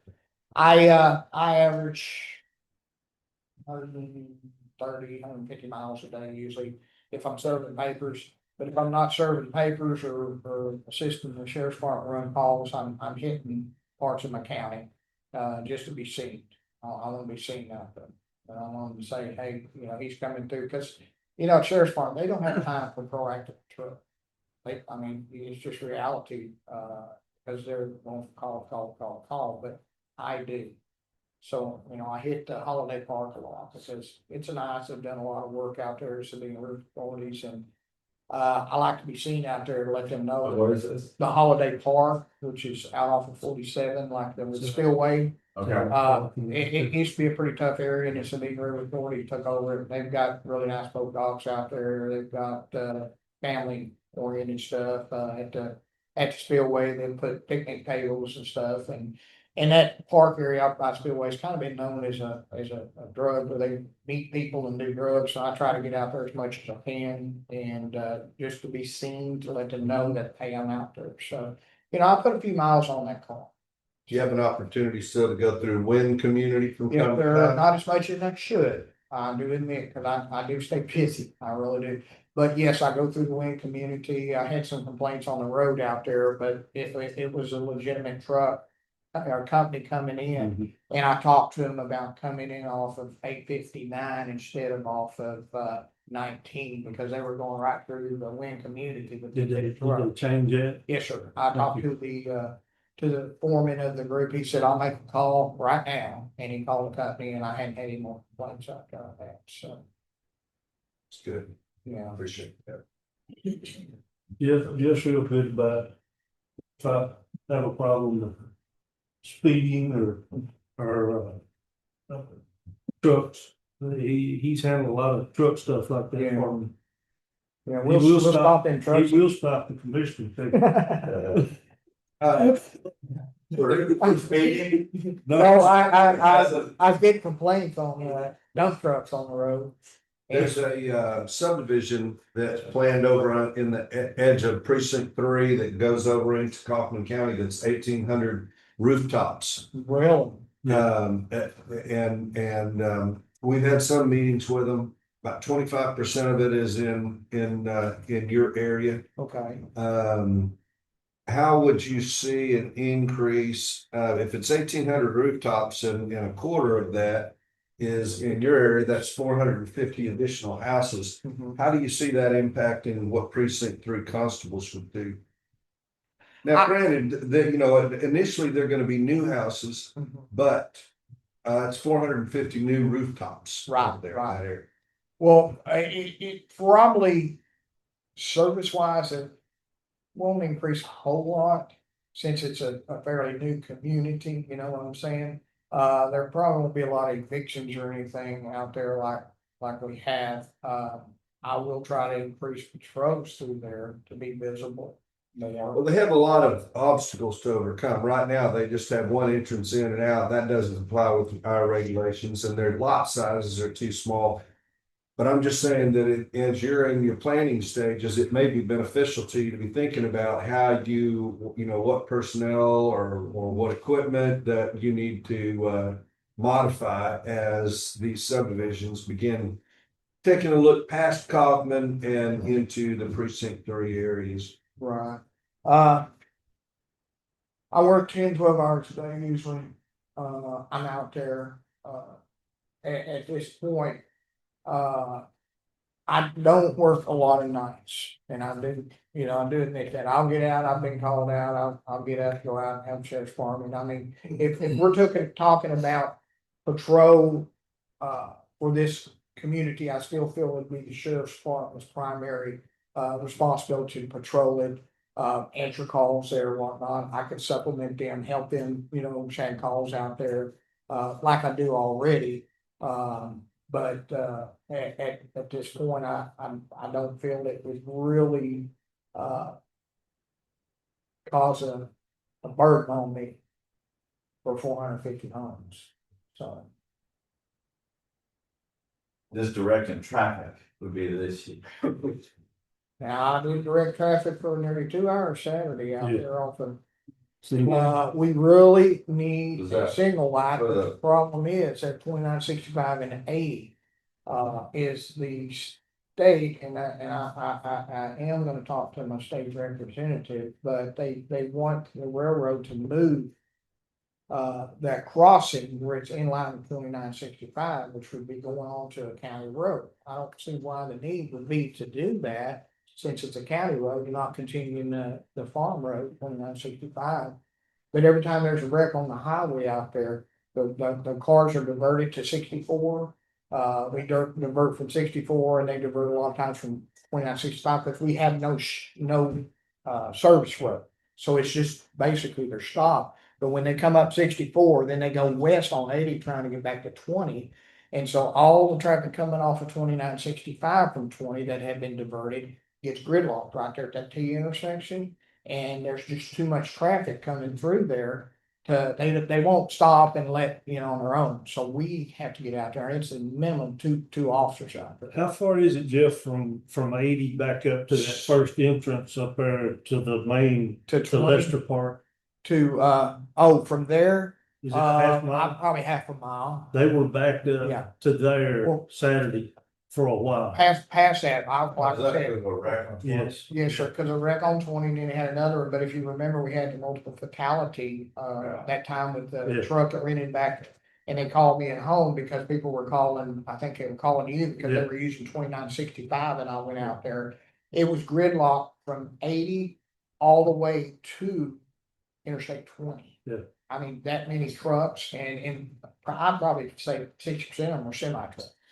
So we were out there till 10:30 at night directing traffic, trying to keep that traffic flowing. So, That's one of the problems that Jeff has over the other commissioners, is when there is accidents like that, that's just Will's Point's in. That's their get around.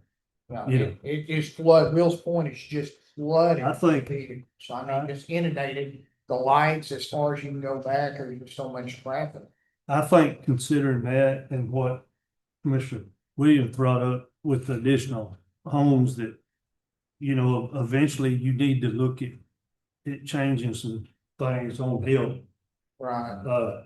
I mean, what are we talking? Are we talking like a paid deputy or a reserve deputy? Well, that's your, I mean, that's your call. We're just putting this on your radar. Right, Really more than right. anything else. And I understand we're, a poor town. People, I understand that. I mean, our roads and I'm just, Well, we appreciate you doing what you're doing, but we're Right. trying to put a radar out there like Cliff said. that- And Jeff, he's so good to with elections.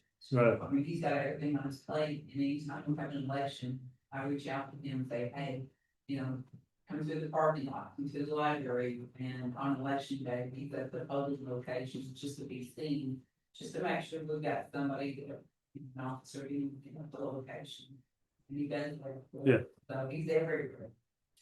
That I am. And he's at all of the events around, Yeah. helping out. I mean, Yeah. I'm honored to be able to serve the citizens Well, that's here doing and to that. work here. I mean, I really am. I mean, I'm just, I thank the Lord every day this position came available because I like going to work now. I enjoy my job. I enjoy helping people. So, but I do understand that I have to be a good steward of our funds here. I understand that completely too. So, I mean, if it gets to the point that I feel that I cannot function and do my job, I have no problem saying, hey, I need a deputy. Um, with our growth, we are growing. We are growing. I've got somebody, that, will retire, as a high level position in Dallas, pretty soon. And, I'm sure he'd be interested in a position if we get to the point that we do that. I mean, it's not that I couldn't find somebody, it's just I wanna be the best steward I can of our money, and I don't want people start blowing it up like, what's going on, got a paid deputy out there for, we need our this done and whatnot, but I work as hard as I can to get the job done by the end of the day when I pull in my driveway. So, Sure, 2,500 gonna be enough for auto maintenance? What so. was that, I'm $2,000? telling you, I got the Dodge, it's got 50,000, a little over 50,000 miles on it. I was running through an emergency call on the highway, it was in my precinct, but if I need it, I will go. And, it was, individual was having a stroke and he was, something else. And his wife was just freaking out. As soon as I pull up, steam came out from under my car. I blew a radiator hose.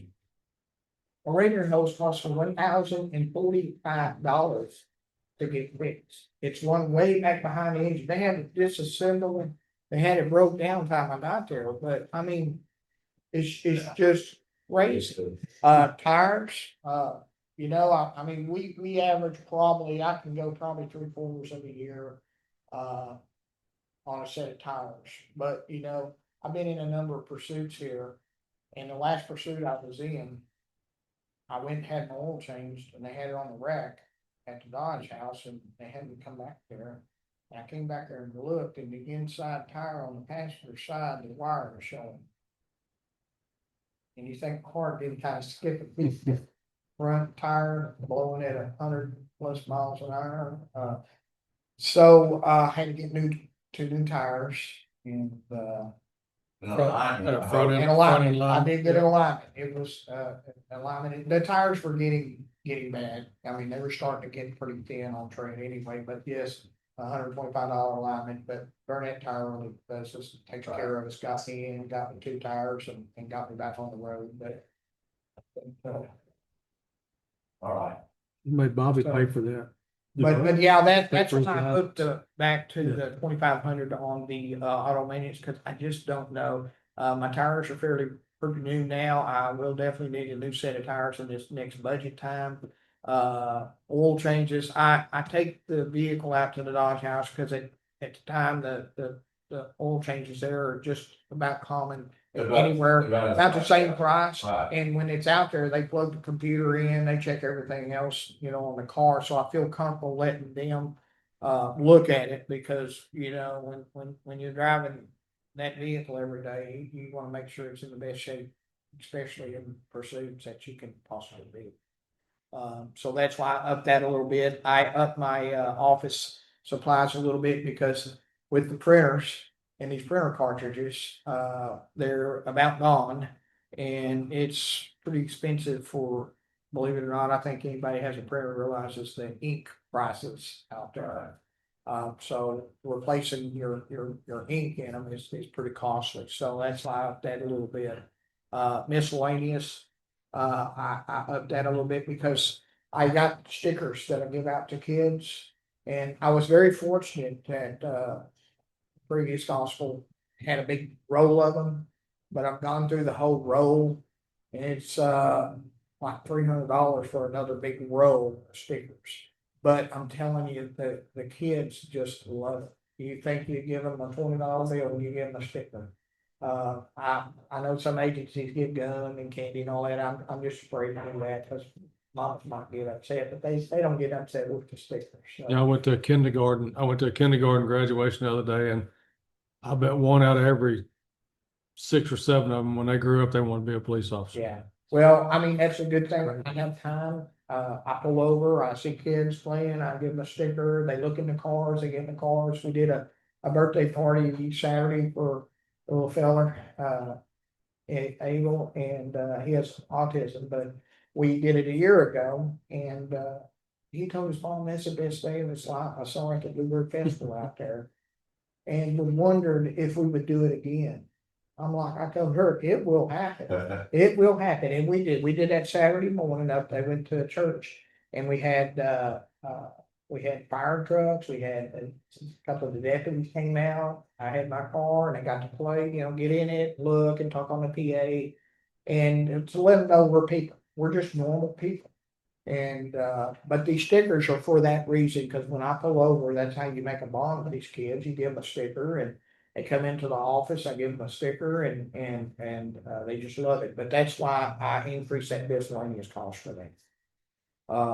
Public relations. Yeah, it's great. I mean, it's great. Now, sheriff's department, you don't have time to do this because you're going from call. Okay, but I do. And that's one of the rewards I get from this job is having time to get to talk to people, get to visit with people. Another thing I do want to ask y'all though about is a flag. How do we, a flag for our building? When I took over, I got the flagpole fixed, we put flag on it, but I've been purchasing flags and putting them up myself. But I talked to, the Eric that we use the county for the flag, and he got me a really nice flag, to put up and it should last. Should we budget? Should I have a line item that's for flags or how, should we go through that? How often you replace? He told me that the flag I've got now should last, if I had 3 flags, it would last, he said 2 years. Okay. But, I've You got can to. go through public buildings for that. Huh? If it's a year or more, just go through public buildings. Chris. Chris, Go okay, through okay, Chris. okay. Tell 'Cause I've got to be better about taking them down and have storms, but usually storms blow through at 2 o'clock in the morning. I'm thinking like, oh, I can take a flag now. But, we've got a really nice 4x6 flag up there now. He said should last. I just feel it's a county building and Right. we need a nice flag up there. I'm on my 3rd one. Mine too. Yeah. me Are you too. really? For Yeah. the year?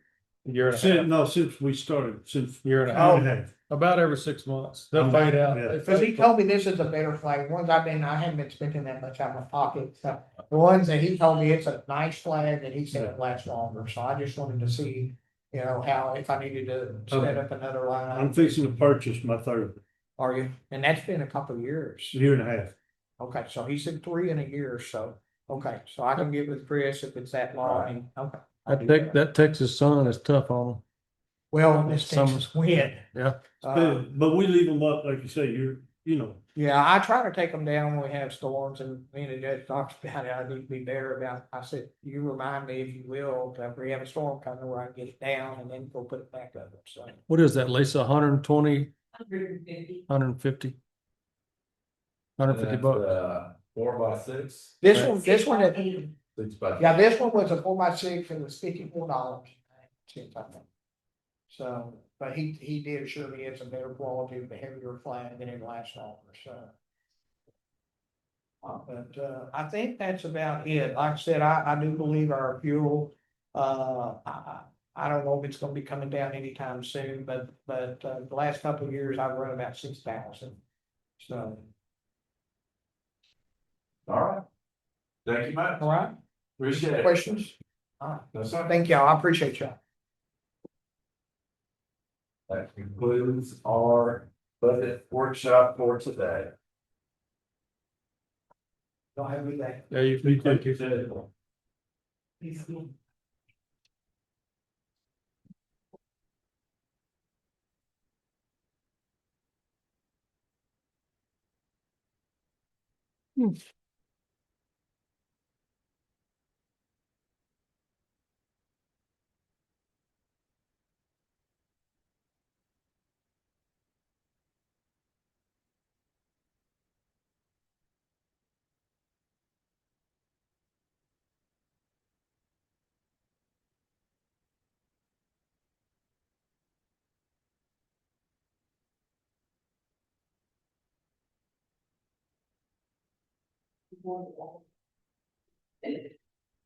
Water.